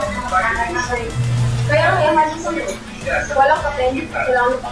Ay, hindi mo sila makakalimutan dahil lang natin ang batok na nakapagod natin. Inspection na rin ang HPG sa mga dumanapos.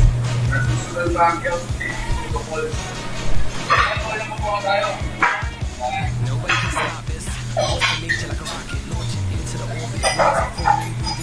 Para kami yung distancing. Maraming salamat. Mark, Salazar. 25 oras. Dahil mga COVID-19 cases sa Quezon, mahigpit ang pagpapatay ng hanggang pagpapakok ng mahigpit ang kalabidusyon ng talagay na magpapakita sa pagpapatay sa pagpapakok ng dalawang luso. Kung mag-explain mga sa ako ang sistema yan.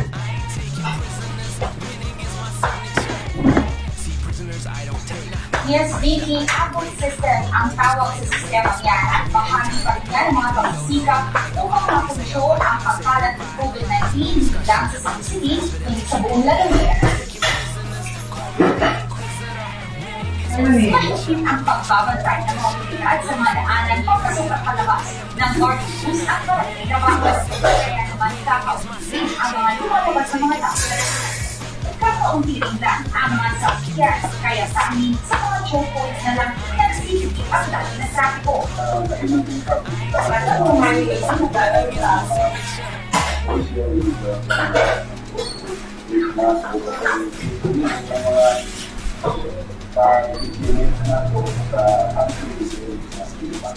Dahil sa kundi na lockdown, sarap ang mga residente, lalo na ng barangay Mapali na naka-lockdown. Matagal na raw silang walang trabaho at walang kilala kapisahan. Mas tumili pa, ngayon sinisipit ang lahat ng mga party at komunidad. Medyo willing pa kayo. Kailan na daw, 7:14 per hour. Government, sa mga bata. Binawasan pa naman siya.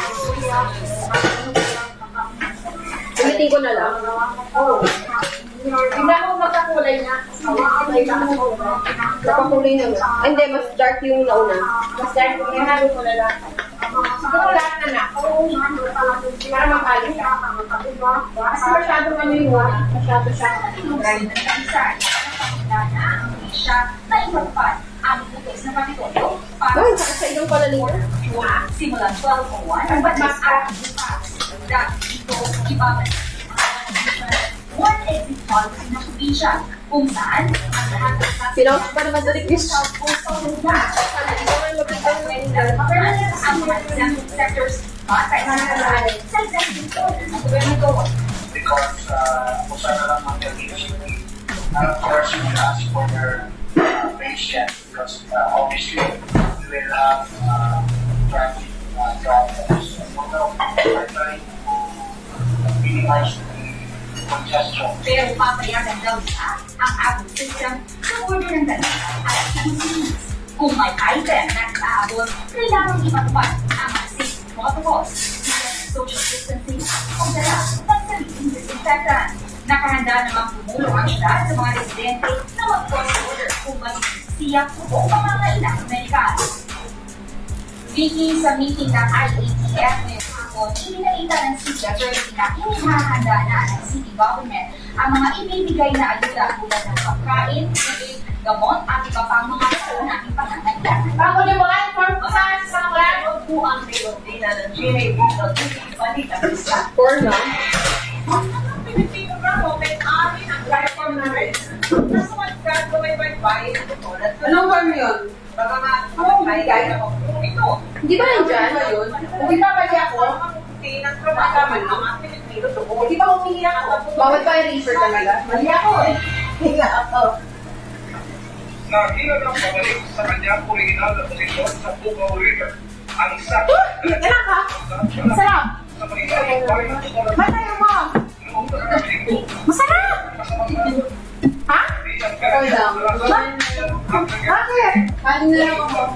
Pinakagdaan sa urang umagang pag-aalit at pag-asset ng C2K Resources Incorporated at Dredging Company na unang nabigyan tao na ang permiso ng gobyerno dito lamang nakarawan Nag-research sa cellphone mo na? sa ilalim ng labor Oh no! Kapit.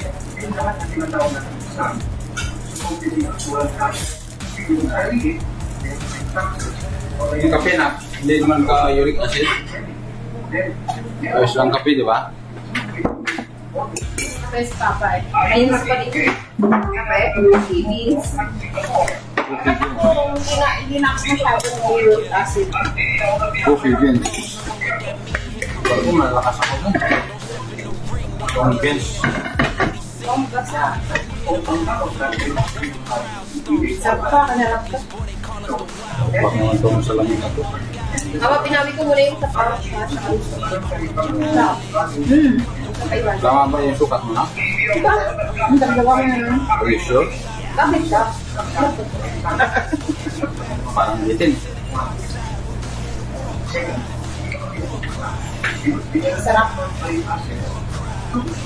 Sakto po. Mas maganda na yung okay naman mag-focus. Hindi sa ulam ko. sinisira ng ito ang kanilang kabuhayan at mga tirahan. Ayon sa C2K, inilayin na nila ang kanilang mga barko para hindi makasagabal sa pangisla ng ating mga kabuhayan. Pero ang gulat si pinsan mo, ano? Ang gulat kasi umalis na tayo. Dumating na pala siya. Baka salubungan na tayo.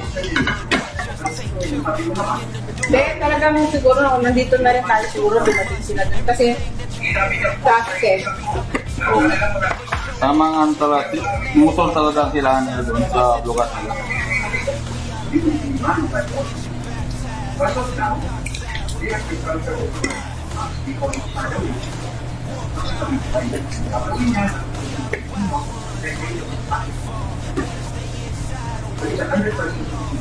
Wala na po.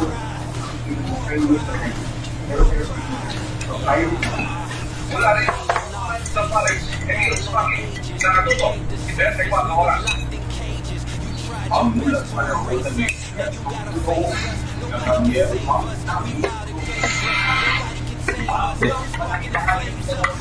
Sarang tapang.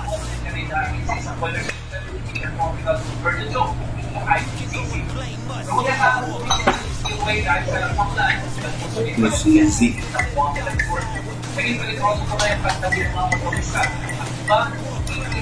Saan ako nag-isang galing?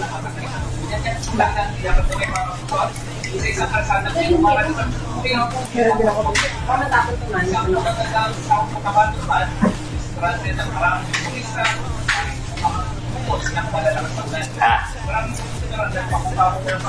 Sarap dito. Lamig. Pero paano na uka, sinigil ko. Kulit ko mas. Baka malimutan nila, kinakain pa din. Hindi tayo na. Di daw? Hindi. Kasi kung kinakas na yan, hindi sila makapasok po sa sulok. Kaya bukas sa Subinggo, dumating. Alala kasi, patron yung pinagtanggalan ng lalaki na hindi. Pinisip sila, hindi magawa pa.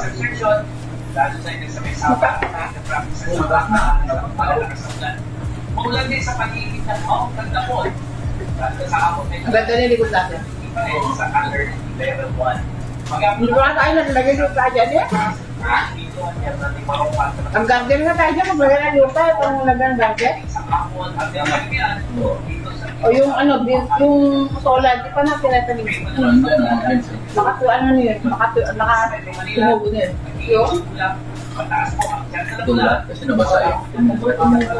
Nga eh. Tapos tumatay po. Pwede siya tumubo ng pusa. Oo, sila. Akala? Maraming lamig. 100. Check mo may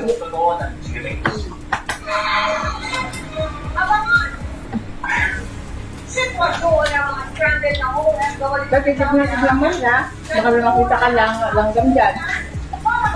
Nakuha mag-isa. Ay, Panitia. Nagkwento sa sa amin ng depresyon na isang buntis sa bunsong anak na si Axel. Walang patid na pagtutok dito na sa 24 oras.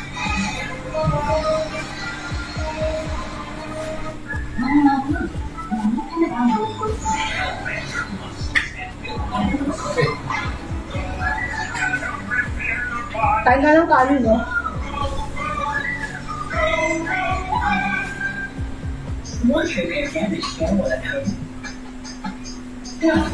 Tapos yung kanin lang yan.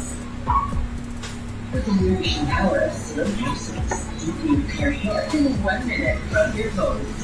With serum conditioners. Pag mas madaling i-maintain ang hair ng pati, walang cost at mataas ang limit from Fat Feels Yes Life TV Vitamins.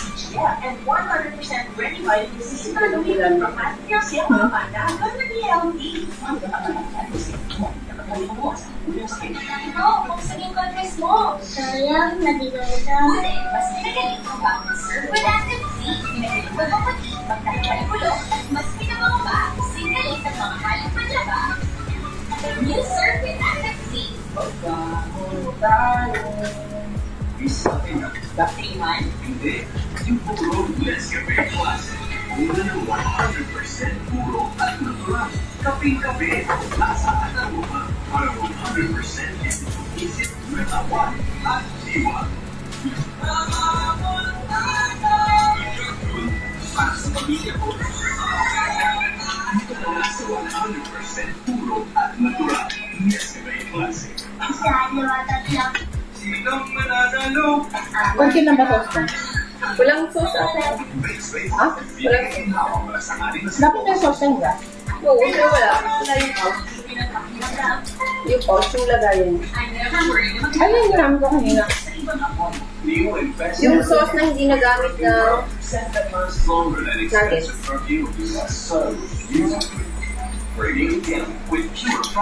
Only at 5 pesos. Stay at home, don't stay hungry. Mag-McDo, stay on budget. Chicken McDo, 75 pesos na lang. At mag-crispy chicken fillet, only 59. Keep your budget safe. With McDo, chicken McSavers. Perfume fragrance that sets you apart.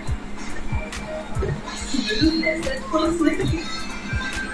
Mana si Bebe? You shampoo by the choice. Blow your mind Pati sa test ko siya kain? and long-lasting perfume. May sarap ako nga. Dahil ko mas liquid. Joy, pagpulong sa iwas, nakalinis ang malinis ang pabilis. Sa pala, ang studio at London may bango at sarap ng isang gorgie. Kaya titigil ang mundo. Sino Carne Norte, may sarap gisado para laging ganado. Puro na ganito po ay kung katawan sa ating pasta! Mata, puso, base, ulo, luto, sa ating pasta na mas 5 pesos lang. Kaya, mahalik ang poste, Ayaw, hindi tayo makalabas. Masarap din ang pagsasama. Ang Gorgie Cubes ay sarap na natagal na pinito ang masarap. Ikaw na!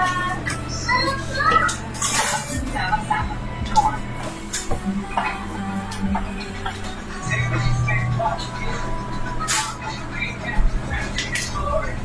May kilo kang dyan, di ba, ma?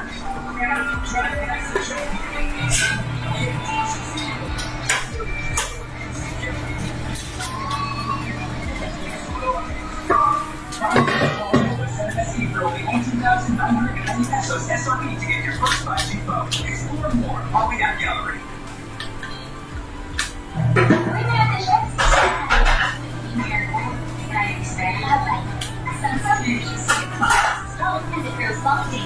Isang kilo nga to.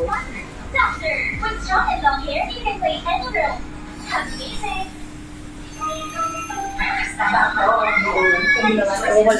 Welcome back, everyone, to PAL Summer 2020 as we're getting underway now with our midpoint of our day number 2 with another match coming up. And still Jason Kaplan. I have not changed persona just yet. That'll happen later on when I do shave my head and wax my eyebrows off, which might happen if Tyler keep playing with the heartstrings like they did in the last match. And luckily for me, I'm not going to be the only one doing that. I have Mitch off to my side, I have Bleh, I have Dinka, who are all going to be doing the exact same thing I do.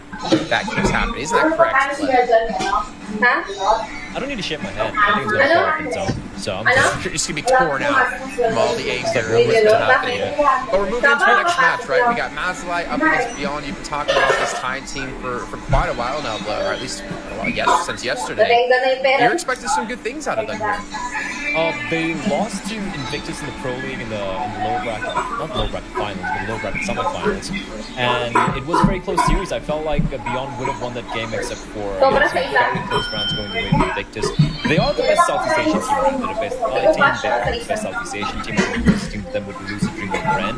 And I feel like they are a top 5 team right now in Asia after, of course, Tyloo, BG, Invictus, and you got to throw in the Tiger there, obviously. The problem with this team is they can beat almost everyone except for the aforementioned teams. That is, they struggle with BG, they struggle with Tyloo.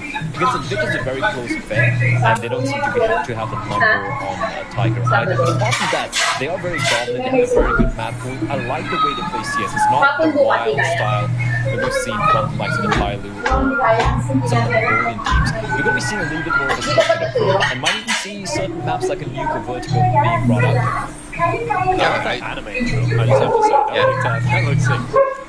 I was actually going to ask, by the way, Deco, your thoughts on potentially the map pool coming into this, because like Blake was saying to me, they played a bunch of Nuke, and we did see Mazalai play yesterday where they had a little bit of a tough affair. I mean, I guess we could start to talk about Mazalai as we move into them, because we obviously have seen the results in recent memory, obviously yesterday, and I'm still trying to forget the 11-4 half they had against him on Dust 2, and how Divine Vendetta, give Pokemon a Deagle and he'll give you rounds. How do you feel like they're going to be coming into this? Well, they obviously can't afford to play the way they did yesterday. I think that was a bit of an underperformance from this team. So coming into today, they've obviously got to step that up a level. They can't be losing to these Deagle, low buys, these scenarios. They have the players, they still want to get him on the off, they want to get him involved. And while I feel like they have so much more potential, Machine Gun was doing a lot as well. He has so much more potential. So I feel like if they show up a little bit better today, and of course you do want that to come through, but they just need to increase the performance massively. Because yesterday they were the shadow of themselves, the shadow of their potential. Against Beyond, they're just going to get wrecked. That's the thing.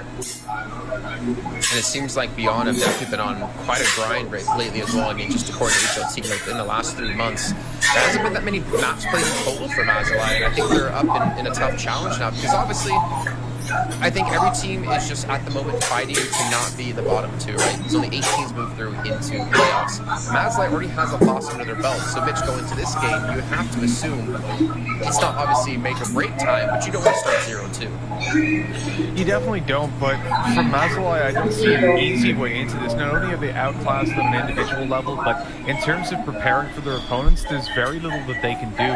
You can assume that a nuke's going to come out, but there's just so many options for Beyond when they come into this veto.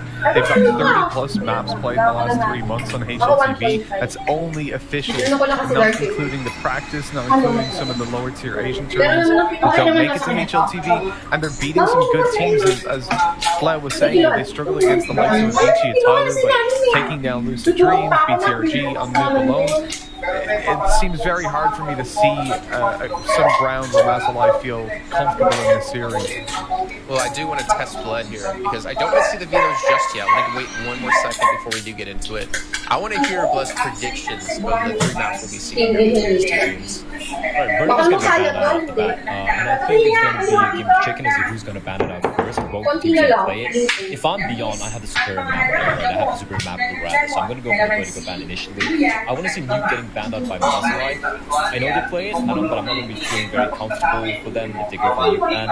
I expect Mirage to come in. That's a map that Beyond are very, very comfortable on. From Mazalai, maybe just too, we did see some signs of promise from the Ace on the map. They might just be playing with what they're comfortable with. And bear in mind, for Mazalai, they haven't had a solid 5th player for a while. We saw Bartak yesterday. I think we saw Prism stand for them earlier. We had Mara, who's also a coach been playing recently for them. So they don't seem to have a proper permanent 5th. And as Bartak's going to be the latest addition to their team, we want to play something a little bit more loosey-goosey, right? Something a little bit more different. So I'm going to go with Mirage. Wouldn't be surprised to see a train coming out. Sorry, an overpass coming out, and maybe a dust tube. Okay, well, let's bring up the vetoes and see how well you're able to predict what's going to be coming in. I kind of hope you are. Mirage, Train, and Nuke. So we got a couple of them, right? But close enough. I'm a little surprised with the Dust 2 ban from Beyond, but I guess they don't want to play a map where, like I said, Mazalai can kind of steamroll them, so to speak. Mirage should be Beyond. They will be very good. One of the better teams. Probably, I might even say the best team in Asia when it comes to Mirage. Nuke is decider.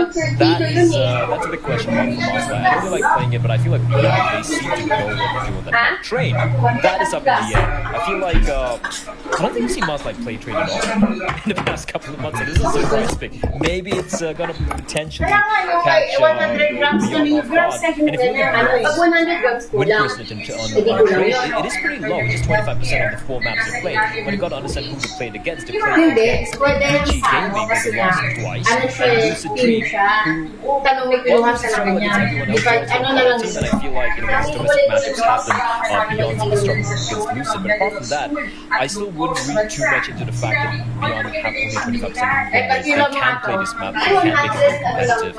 And honestly, I feel like Beyond seems to have won this map. You also have to remember that the Lucid Dream lineup they played against was the old Lucid Dream before they actually lost some of their players. So that's the 16-5 that stands there is going to be the same team that we see in this tournament here, although the same core. When it comes down to that veto as well, there were a couple ways that Mazalai could take it. The likes of a Train, Overpass, Inferno as well. These maps that there's no data on them, at least in officials, so they can always provide a little bit of a surprise in that sense. So hopefully they found a gem with the research they've been able to do. Obviously you've seen them play this, you've seen Beyond play this against some high-level teams, so there's definitely some data to juice from, hopefully. Yeah, I'm trying to look back at Mazalai, like looking at how many players per match they have, obviously with some switch-ups in roster, and even just back to one player on the team within the last 2 months and still don't have Train played. But if I go back even further, if I go back 6 months, right, we have Train, let's say, let's go minimum 2 years, women has it, 50% win rate when it comes to Train for them. They're 1 win, 1 loss. So even in the past 6 months, just a minimum of 2 players on the roster now playing, they still only play Train twice and 50% win rate on it. So to me, that kind of says if you're going to pick a map like this against Beyond, you have to be prepared, right? Like this has to be a map that you drilled on coming into this, right? I would assume. Yeah, I feel like Beyond coming into this are definitely going to be... I have a few questions, honestly, because when I see them, the last time I was in the players, Masters Spring Asia qualifier, Plan I tested, that was pretty much the time qualifier. nag-stay And ko nga when you see those teams play against each other, the top teams always win when they play against each other. But coming into the Asian tournament now, this is where they're going to play against different regions where Beyond are definitely going to have to show up. And Beyond are a weird one for me in terms of their maps as well. Like, they can go up against the likes of Vichy and they'll ban Mirage, but then they'll pick it against other teams. It's kind of like, it's very much they play against the strengths of their opponents instead of themselves, you know, their strengths. So at this point, I'm kind of expecting Beyond just to go in and just have a game plan in terms of whatever team they're going up against. So it's not so much they think about themselves. So yeah, I think coming into this matchup, Beyond definitely going to have thought about their opponent and really planned this video up. All right, well, we haven't done too much of this just yet, but I want to hear some like scoreline predictions from you two before Mitch and I get underway with the game. And I'm going to keep kind of blabbing on to give Blair a chance to think about it, because I know this is going to be tough. I think he's got his reputation on the line here for this match. So where do you think it's going to go? Reputation, nice word, Jason. I have no reputation, yes. I think I We'll get you an apple box for your reputation. Oh, nice throwback. I miss lands. I don't mind apple boxes just to go to another land. Just imagine you, me, and Potter on a desk, by the way. That would be lovely. I can literally just like sit on the desk. That would be great. Talking about the scorelines, I don't want to go like exact map scorelines, but I feel like this is still going to be 2-0. The thing with Mazelai, they just haven't played enough. And a couple of big wins they have might put in the second best team in Mongolia. I don't think it's good enough. I think Tiger and D13 are way better than them. And losing the Divine Vendetta yesterday, that to so many weird rounds coming out from them, I don't see them winning against a team who, on paper and from an eye test beyond, look like a very solid team, except for the fact that they choke against the likes of Talu and Avicii, so they should have no problem. It's going to be a 2-0. Wouldn't necessarily be that clean, at least on the second map, but I feel like Mirage is going to be very one-sided. The second one, a little closer, but 2-0. I'm assuming Dingo, you're just going to echo his thoughts. Yeah, it kind of depends on whether or not Mazelai should show up and have a better performance today. Because we know they have the pieces, they know they have the players, but with the performance yesterday, it's certainly not looking likely that they'll be able to take a map. So yeah, I'm going to have to go beyond 2-0. I think Mirage is definitely one they'll be very comfortable on. And like I said, the next one could be a little closer. But if Mazelai show up, then it's going to be a different story. If not, then it's going to be more the same 2-0 for me. For me, Mitch, I'm looking towards, again, I think this name we've already mentioned before, Zilkenberg, giving him up against Olivia, the odd battle. Zilkenberg didn't really look on point yesterday. We even saw like him giving up to Machine Gun a couple of times. Maybe he was that was really going well for him today, but on a map like Mirage, Train, if you don't have offers ready to go in these two maps, I feel like you're going to struggle. 100%. And one thing we'll look back on for Olivia is that it doesn't just come down to the offensive performance, but he's another one of these offers that can perform even when he's left down to a rifle like the AK. It's incredibly nice to watch. Mayrolls has been consistent as well when it came to the rifling department. I feel like in terms of firepower on that level, they outmatch Mazelai. When it comes to offing, definitely from what we seen the other day, they'll absolutely steamroll them. And when you've got, as you're saying, a Train, such a scope-centric map, you have to show up. So Zilkenberg needs to be on his A game today. Okay, well, Glenn, Dinko, thank you very much for joining us. We'll get your thoughts after the maps when we do get to you guys to break it down. For us, we're going to head into our first game now, Mitch. It's going to be over on Mirage, and I'm excited to see, well, for me in particular, more Deagle wins, because you know sure as hell someone out there's got to be calculated and backing down, and I wonder, compared to other regions, compared to other events, how many more rounds we get with Deagles winning than the rest. I think we're probably in the highest percentile, that's for sure. We're rocking on into the game though, Jason. Here we go. Mazelai taking on Beyond, as Beyond start out on the T side. It's going to be a fairly decent buy all round in terms of armor, just a smoke and a flash coming through. I had to get used to the HUD there for a second. I love this HUD that we're working with, Jason. I don't know about you, but I feel like it's so much more clean than some of the others that I've worked with in the past. I would like to get our Twitter names in there, Twitter handles potentially would be nice if we can. No, yeah, it definitely looks nice. The colors as well. We're going to see big push in towards B, actually smoke being thrown down. Well, I was assuming this one's being thrown down. I guess it's over towards Kitchen at the moment. We're going to see them pretty much not even being shot at. Sugu's eventually going to ride off a couple of bullets. Does get the first kill on the KNTZ, but the bomb will be planted nonetheless. And this is going to come down to that after plant situation, or maybe the why's not looking short? Just left completely unchecked, but it's a bit wild. Sogu able to do so much damage. And eventually it's gone down to a 2 versus 3. doing their best to pull this back, but Mazalai really in the lead by quite a bit. Olivia wants to try to isolate this 1 versus 1 to P250, doing all the damage, but before he can get the final bullet off, the headshot connects, and a defuse down for Mazalai as they come in and win the pistol round. That's a disappointing one. I mean, Sophie was spotted after that first frag. You imagine they're going to be very aware of it, but instead they're in such a rush to get to Kitchen, they haven't even secured the site properly. Yeah, I mean, the first shot of Sugu, alright, that's acceptable. The one after, when the guy was trying to push him towards Kitchen, which he fell to Bartek, I was a little bit concerned there when no one's really covering off that angle. I mean, obviously trying to get in their face with the block, make them a little bit more powerful is ideal, but with the bomb planted, what we have fully got up here, the side of Beyond, full SMGs across the board, utility as well, so if they win this round, they already get a lot of money from it, and then they get another round where we're not going to see Azalai buying, ideally, and that should be a lot of extra money built up into their pockets. So potential here for Beyond to really start to trail Taylor's rounds if they can take this one. I'm never a fan of seeing all those SMGs come into play, but it certainly means you're going to see a faster round as they rush out towards the site. Sokus, I don't know how he's able to get that second frag, but then the SMGs overwhelm him, water falling out of the apartments. Zilkenberg faced in by 2 players, and STK able to take the 1v1 to Nuez successfully.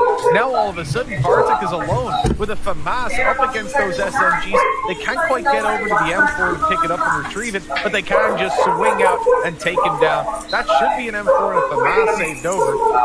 No, they couldn't find it. Okay, it disappeared on them. But either way, a round win when that is a ballsy strategy. You know, just grab all the SMGs you can, hold W, see how it goes.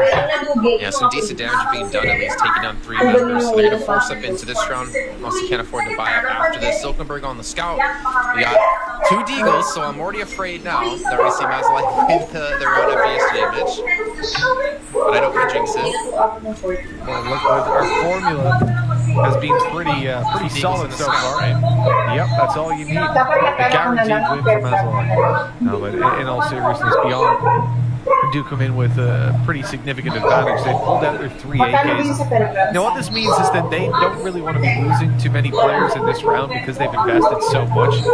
Up against these weaker weapons, though, they'll force an eco should they win this one right here. Great openings. STK lit down to 30 health by that scout tag.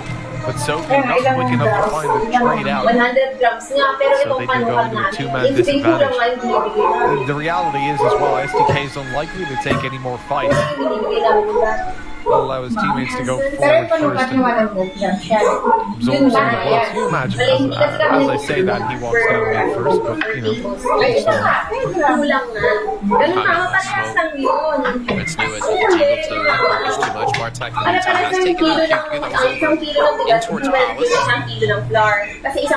And I'll just come barely not connecting here. This is going to be tough for Bartek to really respond. Now the newest team is supporting him. He has the scout, but he's been smoked off. The flashbang comes through, but Olivia still gets the kill. Cyber can be taken. They will clear out CT spawn. Comes on the last 2 players here. What is she going to do is potentially pull off the retake of that smoke or that nade. Really going where he wanted it. And I would imagine maybe you could do some damage. You get 2 kills if you're running one of the AKs, but still you're going to have to Pero wag mo nang hindi naman sobrang laki yung bawas na yeah, especially because Nuez has the scout in the back pocket. That's a great shot on the May rolls as well. Just extra damage done. Even just removing the SMGs from the next is going to help them. So that Deagle from Nuez will be dropped over to one of his teammates should he survive. And oh my god, can he just stop killing people, please? There's the 2 kills you were talking about, Jason, and all of a sudden Beyond have gotten a lot of lack of rifles. I mean, considering the investment Mazalai came in with, where it's very unlikely they win the round, and the fact that they lost 2 players off the back in the middle, this was a really successful round for them. Again,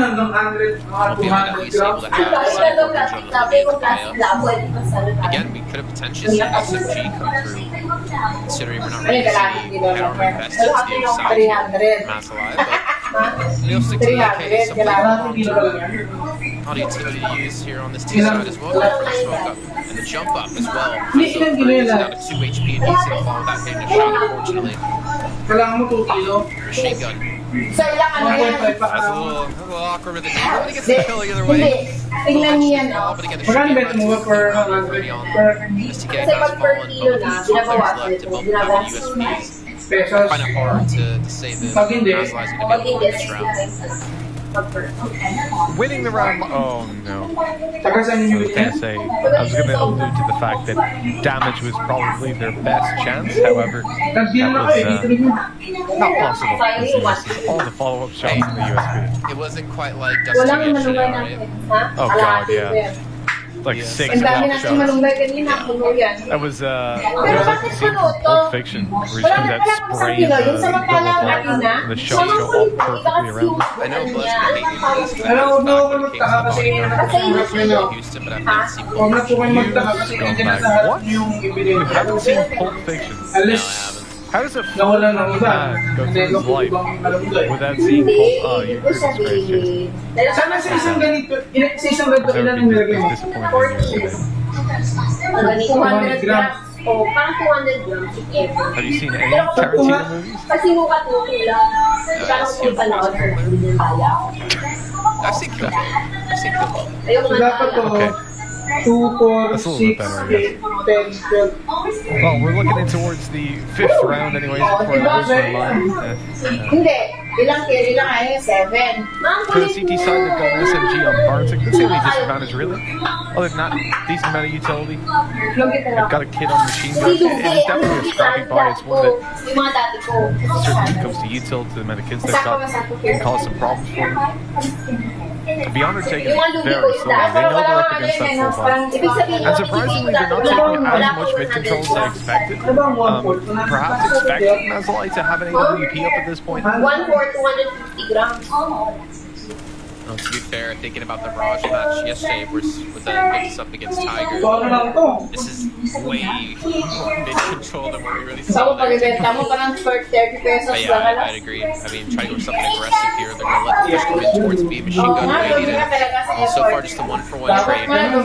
Backups coming through, and Olivia somehow burns out Zolker, even burned away on the machine gun. He's going to fall to KNTZ, and just like that, they're going to get on top of the snipe, but it still will be the 3-on-2. Well, not 3-on-1 as I talk about it. Bartek, the last alive. The SMG, and he's not going to have a chance here. Beyond do take the round 4-1. That was the first grind round for Mazalai as well. And that's not a good sign as this series will progress further. You know what was really unfortunate as well? He just managed to jump out the window of kitchen, get right up to the site, but his booty was sticking out a little bit too much, so the player over towards the bench could just about see him and call that for his teammate. As well, machine gun, as you said, getting lit up by that Molotov, when he was running through it, you saw that he ended up getting killed by KNTZ, which is the shot to the body, and that ended up then, obviously, had he not have been hit by the molly so much, maybe he wouldn't have died as, well, he definitely wouldn't have died as quickly, maybe he would have been able to return fire. So, it's a real shame, but now they're up against just pistols, and just pistols in Asian CS isn't usually a term we use. However, you can see they're not really getting any damage done. Yeah, no more Deagles in play, so it should be game over, right? Machine gun now on the P250. I mean, they've done some decent damage considering 2 kills. Maybe pick the kill into Olivia, but Olivia will catch him on the rotate. And again, another round for Beyond. And, you know, Blaine Dinko basically predicted this to be potentially a one-sided map here for Beyond because of just the track record and how well Beyond's been playing lately. And it seems to be going that route. I want to see now, though, with the double off setup, a big investment, a heavy investment here for Mazalai to make a round come onto their board yet again. And Zuckerberg and Machine Gun, we're going to see what kind of form they're in today, because currently Zuckerberg's on only 1 kill. This is the first time we see him only up. Yeah, here's the player you need to keep an eye on coming into this series. If Zilkenberg isn't showing up, well, that's just going to be way too much space for a player like Olivia to work with. And although he didn't find the opening duel, missing the shot, Mayrose was quick to land it, and Nuez is toying with the idea of mid-aggression. Machine Guns managed to land a shot on the secondary off, claiming to be apartments and falling back immediately to a very passive stance. They clearly think this is going to be an A-hit, and they definitely have the right read. By the looks of it, Beyond are going to be coming out ramped in just a second. I'm more curious about where these smokes are going to be set down, if any. Molotov's being thrown in, and you can see that Zuckerberg has got the angle. And actually just backing away, so they do force 3 players in that direction. They're going to leave QQ here to cause a distraction, it seems. Looking to peek out, trying to get over the smoke, and he's keeping their attention towards this position. Bomb actually is not even heading towards B. They might be doubling back. Still 50. Second. Just with the movement, it looks like they're going to go towards the B side. Yeah, they definitely slowed it down. I think they were worried about someone having pushed top mid. Either hearing the steps or pushing down as they got into the apartments. So a very, very slow approach. They blocked each other in the doors in the room, much like to see. But now will be a B hit in the end, as you were saying earlier on. Machine gun with this passive hold. Look, he'll get a free opportunity. They have no smoke slack. That's all the utility gone now with the molly. So one on the cross is what he needs. He lands a tag. Not quite the frag, but Bomb finally makes it. Oh yeah, it's all about QQ now on the flank. If they get the bomb down and just delay for some time, it's just going to be tough. And Moose already been able to push up quite far inside of apartments. He's going to be coming in through window, and I guess they're just waiting for the timing, waiting for the backup out of Sugu, but it might cost him. And now it's going to be QQ giving his position up. He doesn't get a single kill off of that. But at least the pressure's there. It comes down to Mazalai now on this whole retake. Nuez needed to find something, and he gets himself one. They don't know about the second player, but they hear the steps, able to deal with him. QQ lighting the upper up to 1 HP, and Zilkenberg falls. 6 on the board now for Beyond.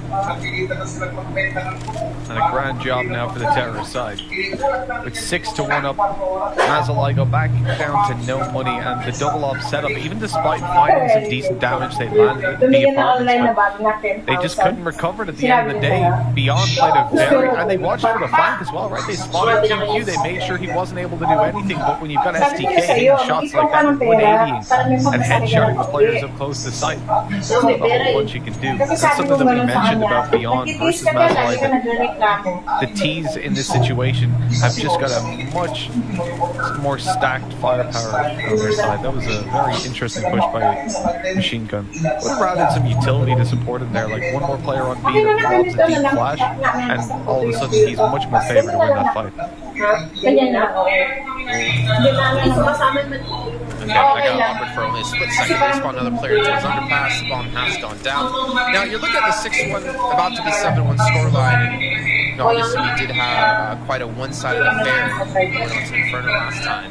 12-3 in favor of the this game, but it did come down to a 16-11 finish. And I don't want to call Mazalai out just yet, just because in general it is Asian CS, but I'm not even really seeing any signs of life within the team at the moment. That's the part that's kind of scaring me. Like, a lot of these rounds aren't really coming down to being that close.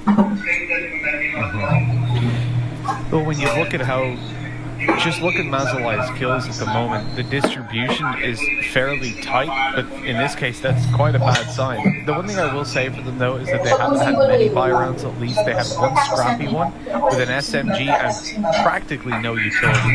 One double op setup which ended up in a B retake, and I think that was down to just some poor calls. The B hold for Machine Gun needed to be much more information centric. Oh, what? How did he manage to hit that? One tap as well. Jeez, this was supposed to be an A fake chase. Yeah, well, I mean, they sold it, I guess. You can see they're still going to keep Sugu away. Myro's now on a triple kill. The bomb's going to make its way in towards B, and Sugu's going to have a chance to pop a 1v3. Gets the first kill, gets the second as well. The bomb's still going to be there as the flank comes out of Myro's, and he's going to fall. And don't tell me somehow that Myro's getting the initial kills onto the site. They're going to lose this round still. Olivia with the op now in the 1-on-2. Sugu's low at HP, Machine Gun at 48 health. This would be so unfortunate. Beyond can't close this out.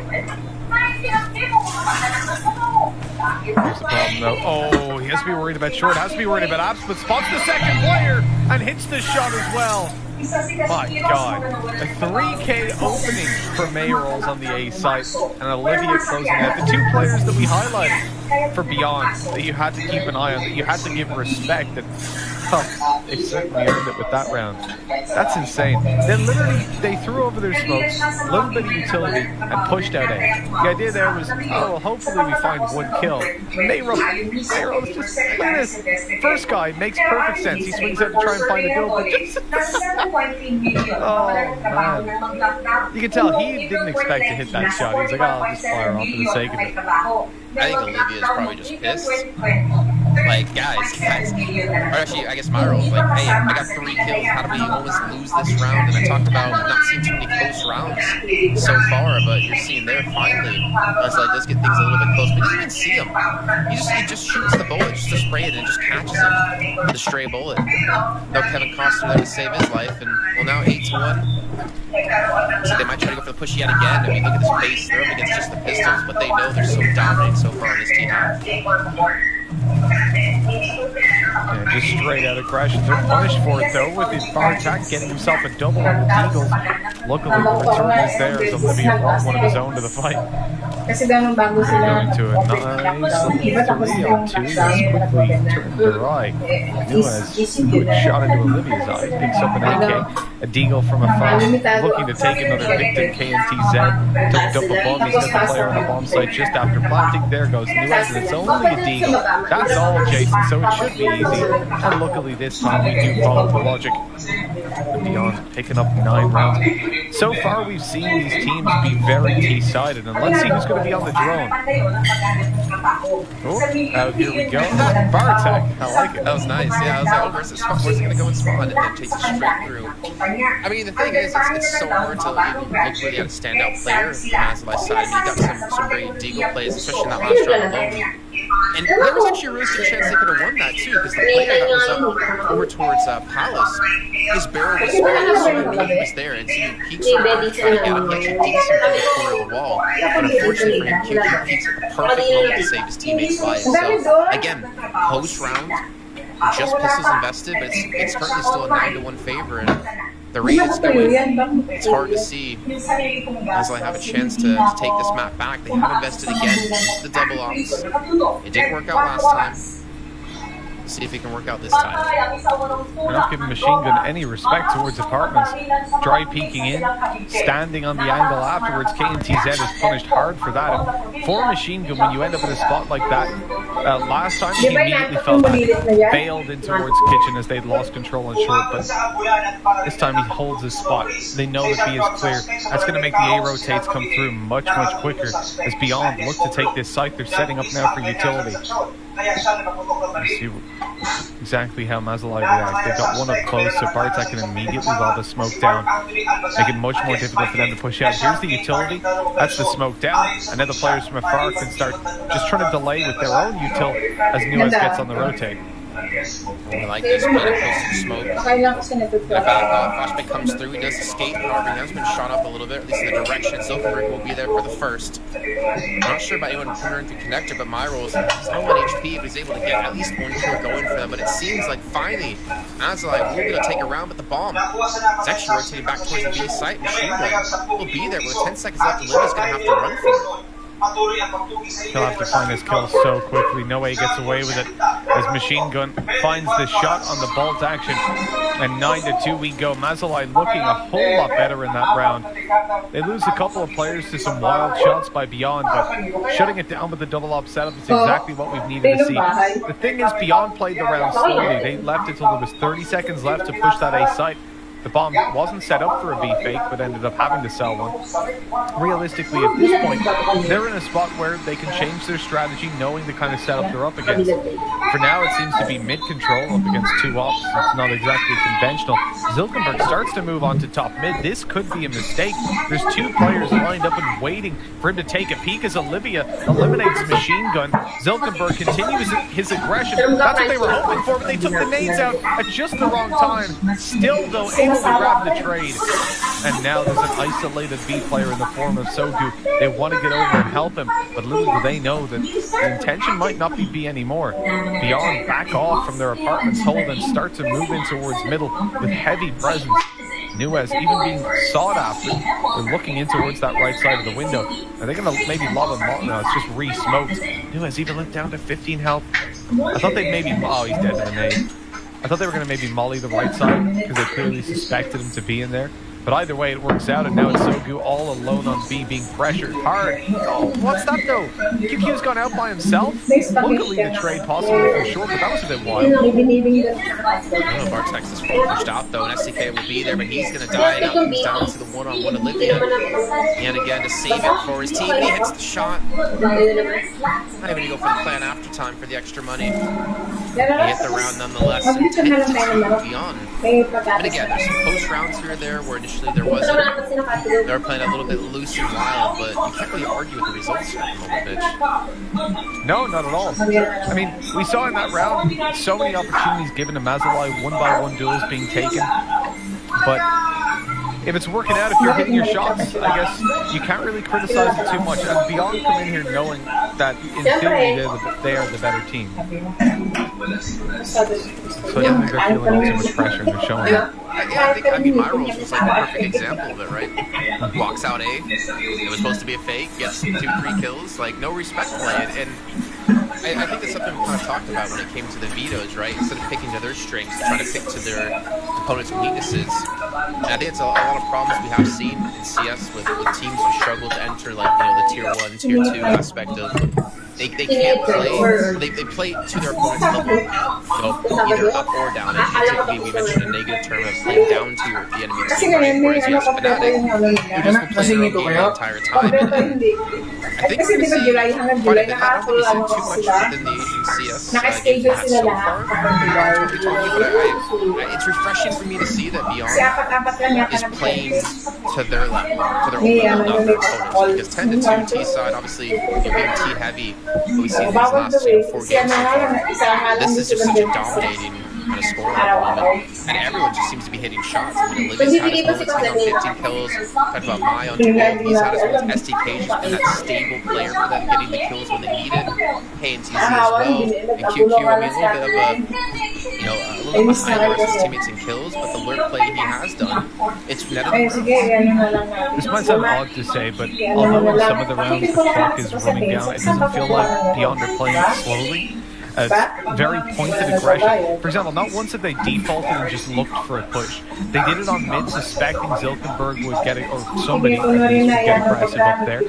But even in that round, they were pushing up on B. They found the kill in the apartments with the early pick by Olivia. They were getting a little bit aggressive down towards the ramp. Then in other rounds, they tried similar setups. And it's Beyond just playing this uber confidence, so it's definitely well grounded and well founded. If Bartek falls after these smokes go over, I think they might be in a position where A is immediately lost. They flashed it? Wait, they flashed it? Oh, that's so unfortunate. If Artex, I mean, he at least had the chance to get one. It was basically like a one-and-done spot, right? But they get nothing from that now. Luckily, Zilkenberg will get a kill on STK. On utility expended on the A side as they do rotate back around towards B, but Zilkenberg's going to be here, and they have a sense that he is pushed up, but would they expect him right here? And well, now they're going to know. KNTZ down to 3 HP. He's able to get the first kill, though, for Zilkenberg. Number second, that makes some sense.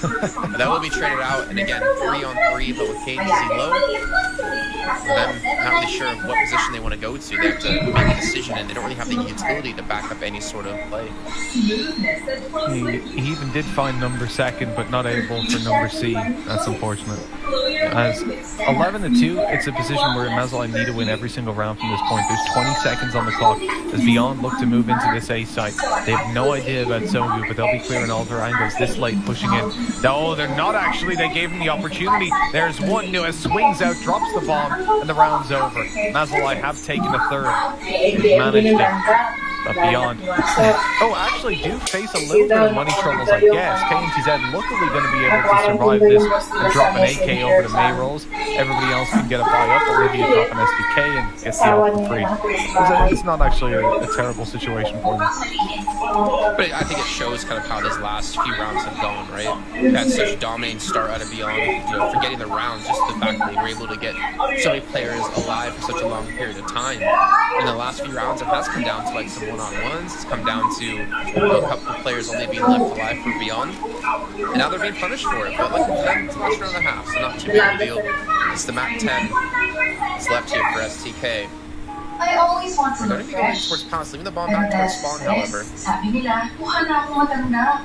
Maslai, they're giving up a lot of mid control. It really depends on Zuckerberg to get that info they need. And luckily for them, we haven't really seen Beyond be too aggressive in towards middle too early. I think they've really found a hole in the attack. Look at that. KNTZ is waiting for it. He was conscious of it the whole time. Luckily, QQ found one before going down at least. And so we do go into a 4v4. What's that? Running with his knife out. Bartak wanted to take palace control. I really don't know where that came from. They spotted QQ go towards T-spawn, so I guess they thought it was completely empty, but that was just fundamentally untrue. Zilkenberg good for one, and that's it. Taken down in a 3v2. Beyond looked to put 12 rounds on the board by the time we finish this half off. And that is just not something that Maslai, I think, will be able to come back from. The bomb is planted, time is ticking away, and the CT side need to make a move fast. Look at the utility that the T's do have. Incendiary, still left up, 3 flashes, 2 smokes, everything to work with. Olivia, I don't know why he's getting so aggressive here. He gets punished for this, but he does get 1 kill in the meantime. Myro's now down to 2 HP. KZ just trying to stay alive. He comes over the side. And that will be the half, 12-3 in favor of Beyond Esports. And we might indeed have another quick first map here today because this is looking so dominant. You can see Olivia 17 kills, STK, Myros, KNTZ all 13 apiece, and QQ will, we'll let you slide at the moment because you have had some good moments. But this is just so tough. So tough now for Maslai to come back. Obviously we didn't have, was it 11-4 on Dust 2 yesterday between Maslai and Divine Vendetta, and it ended up 16-12, so they can bounce back. I don't know on a map that can rush here for them. Because honestly, Beyond have been playing Beyond better than we saw Divine do. Definitely, their skill level's definitely looking beyond that of Maslai's. Good say. Oh, well, this is not the round that they wanted. Just walking into a firing squad of 3 USPs on top mid. QQ and Olivia alongside SDK shutting that down. Now there's 4 players here. And the clock on range, it's not exactly what it's known for. Machine gun's got a smoke, a flash, and a decoy. Alongside that, no armor and very little hope of actually doing anything in this round. He can smoke off the bomb and pick it back up, I guess, but just looks for the fights. Without armor on this range, you're never going to win those, though. 13-3. I think at this point, I mean, you can pretty much call this map over. I doubt Maslai managed anything near a comeback into this. We got to look towards Train as their hope in the series, and they picked it. We have no history for them on it, certainly not with the core, but not with the 5 or even the core. And we know that Beyond have played it a couple of times. They haven't been as clean as you would like. It was mentioned earlier on, they have a 25% win rate. Twice versus Vici, they lost. Also versus Lucid Dream, and then they beat Zigma. So it's not like it's their best map, but if they're turning out like this, if they're winning duels, I doubt the map is going to make a whole bunch of difference. I mean, Maslai should definitely be comfortable on Mirage. I don't know if I believe in it though, Jason. I think the opening duel, alright, I'll give it to you. Machine Gun's been playing pretty well. But after this, I don't know what they'll be able to connect. We'll see them taking their time again. Very important run for them. They go for the full investment into this. And they have the opportunity to win, especially with that first kill coming through. I am worried though about their utility or lack thereof. Zuckerberg with the only smoke to try and take this A site is going to be almost impossible unless they hit their shots, especially with the 3rd player, STK, who could rotate it. Maybe Neos can catch him on the rotate. This is going to be tough, and I'm not sure about how they do it. They smoke off jungle, the QQ with the M4 watching. He's going to fall to Nuez. Olivia's going to push in, and that's going to be STK coming in from short as well. The bomb should be planted here, and it'll come down to that retake, and they do have the M4 in their grasp over towards that triple stack. They haven't picked it up, or they do have it. Now Subi got it. SDK could have had a decent duel for himself, but that smoke's completely taken him out of the fight. Mayrolls continue to duel, but it's just found down. I this point, I think a save is, it's the most likely call, and it's the one that they go for. 13-3, turning 13-4. Mazalai still with a whole long way to go, but as you said, Jason, the Eagles, that's all they needed. Maybe same thing for Beyond. Let's get some Eagles out there, they can still win. Yeah, I mean, obviously, like, we have to kind of cast our minds over towards Train. I mean, obviously, this map isn't done just yet, but I mean, Olivia, I don't think somebody can touch him right now with what we see in the shots out of him, like the clutch, the high pressure situations. I liked his position on the T side as well. Like in one of the last rounds, we saw him. He gets the shot into the guy peeking in towards Palace when he had his knife out, and I love how he pushes like straight in towards CT spawn to catch any sort of rotation through, and he only got pulled back because of a kill that happened towards Connector, but he just seems to have the flow. He seems to be feeling good in today's game. A little fun fact. In that first half, Mayros was 6 for 0 in opening duels, often playing as the lurker pushing into parts of the map, or indeed faking out parts of the map. We saw him in that A-side push with 3. And it's pretty incredible to do that consistently well. In fact, the only times that Beyond have lost opening duels have been on KNTZ and QQ, who are having a little bit of a rougher game. I guess QQ was. That first half, there was a couple of on 6 kills, everyone else was on 11 plus, and then he caught up real quick. For the Mazalai side, obviously now they've got their opening duel, they've won the round. Maybe this is something we can look forward to seeing a couple times repeated. The shots missed there by QQ, so at least that's a chance. Because really that should have been a kill. And so they're going to be happy to maintain the man advantage now, even after that find by Soviet. And it's immediately picking up the ball and looking for the A side, and as they take down QQ, it's all there.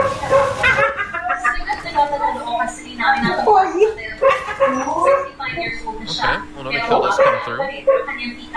He's getting their first 2 rounds. So he's low on HP. I think he's just going to sit towards Palace for as long as he possibly can. The bomb should plant here momentarily or not. Actually, the bomb does go down. Virals kills him off a little bit late there. But now things are at a 3-on-3. There's still a real chance they can pull this off. 2 hits in the hands of Beyond. He was trying to play an off-laner here. He gets the first kill. He even tags down Virals. And you should know that Sugu's going to be low as they get themselves another frag down to 2-on-2 match. Olivia. Oh, what a shot! A quick connection as Sogu goes out. He goes down just as quickly. And I mentioned this about Olivia. He's a man that doesn't just turn up when it comes to the AWP, but he's a player you can rely on with the rifle. And coming through yet again for this team, putting himself to 22 kills. Impact has been absolutely out of this world as they reach 14 beyond esports. In a position where I don't think you can argue that this is their map. Wow, you really see why they picked it just on an individual level for dominating. That's why I get so worried when you look into towards Train. Like, I really don't care at this point if Mazalai know everything about it and Beyond have never played the map in their life. Still a position where I think Beyond will come out and hit shots. You're just hitting shots, right? Exactly. Doesn't really matter like what team you're against. You're on that roll. Speaking of rolls, you're taking a little bit of damage early on. Seems like you're trying to throw. I almost wanted to say a fake, but they're not even able to execute towards A. The bomb's still left back towards T-spawn and QQ. Just pushed up so aggressively towards Palace. He's going to keep, I think, really backing towards spawn, but it was He's still can come back towards the A side, however, he's going to make his way in towards middle, and honestly, A is going to be tough to defend now. One player there, everyone else stacked over towards the B side, expecting that rush to come through. So they're just going to play for the play, right? And obviously, with the weaponry they have, they should be able to do it. I say should because we still see 3 Deagles in play. Well, it's not so much the Deagles that make me confident in Mazalai's ability on this A side. It's more so the fact that you see Beyond in this spread out position. Olivia is only just now making it to CT. They've given up jungle, window, absolutely everything around there. QQ should be expected to be in Palace. When they see this side is completely open, you've got to expect to push up. Indeed, they do. They go in and clear it, take him down. Olivia picks off the CT control. There's 2 more players on their way, but he's going to wait until the teammates are in position position, swinging around with a flashbang, which went too deep. So Somu can still see a bit of a flaw from them. I don't know about this post player. Mayroll swinging on in though, looking for as he fades through the smoke. Olivia finds him from afar. They know exactly where Bartek is as well. Sorry, they knew where Nunes was. They don't know where Bartek is. The bomb is kicking away, but he has to make a move to get out there. They can just stick it and then have another player cover it. Bartek needs to run, get in there. Why did he not come on? And he misses the shot. Come on! What is that round? Don't come on! Look for the left side. Why? He can't kill you, and then he misses the shots. Pero magpapa-check up ka dapat. A second option ka. None of that made sense. No. Why? Why? When SDK goes to the right, it doesn't matter if he comes around that side. He doesn't have time to stop the defuse. Instead, he's just like, I'm just going to bait my teammate, no problem. To be fair, Tommy, he didn't have time to stop the defuse anyways. Well, he did if he hit his shot. Yeah, I mean... Look at your eyes. Oh, that's... yeah, I don't know what to say about that, honestly. That's awkward. It's the most confusing Pili, huwag sumahit ka I've dito. ever seen in my life. Yan, sino yan? One thing I do want to say about Beyond that I'm like really happy to see the fact that they're flashing for each other. Like we saw Olivia, they're refragging on each other. I feel like we can't say that about too many other teams that we've seen so far. Daddy, mommy! Louder! A little bit of a nice shot there, and I see a last chance swing here from Asla to keep themselves alive in this map. They won't be able to secure the round. There's going to be a save coming in from the CT side. Well, I don't know what to say about that last shot. I think he ran out of words as well. It was just... Yeah. I'm just trying to find any reason why SDK would go in for the kill there. Like peak map. Like, if they lost that round, I would be so mad. Just literally makes... All you have to do is stand in front of the teammate. Didn't even need to shoot. Just stand in front of him. You're good. Oh man. And also from, I think, was it Mayros who was defusing? Can you imagine being him and actually dying in that position? You'd be like, dude, what are you doing? I pulled up my hair. I did. They actually might not be able to say, but Livy's about to be challenged in the kitchen. Saw that slow push up coming through from Somu, but he decides to wait outside, not push in. Knowing that you're up against an AWP, right, there was a chance that Livy was going to who's on the drone today? Into the CT spawn we go, and it's going to be Olivia with Swift Eyes. Alright, he's got the high accuracy with his weapon of choice. You'd hope so. Not really the weapon to spam with, is it? I mean, depends who you are, right? Like, Olivia can hit shots. Me, I have to spam to hopefully hit one, and yet I still miss everything. He's hip fired all day. Isn't that how it's meant to be played? Isn't the off basically a shotgun? Oh yeah, it's either a shotgun or if you put it in a blue tack on your screen, you can just use it long range. You know, I think I remember hearing stories at one point of people putting like dots in the center of the screen so that they could no scope easier or quick scope easier. I'll be honest, I'm a scumbag. I have a built-in crosshair on my PC. I used to, back when the scout was perfectly accurate, I used to use that all the time. It was great. Oh no, this isn't great for Maslin. Somebody's And a playing 5v3 it. Not immediately, me, they not me. lost the opening. Let's go now, let's go now. Let's shower them. I don't want to brush over that scumbag. You mean scumbag part will come back to that. Don't worry. But yeah, two players already going down. Let's see who is Somebody's watching so important. We've seen in these rounds before, and they're both more spread out on the CT side. I mean, they're keeping the players towards B. Not going for the stack this time. Olivia can be watching single, and I almost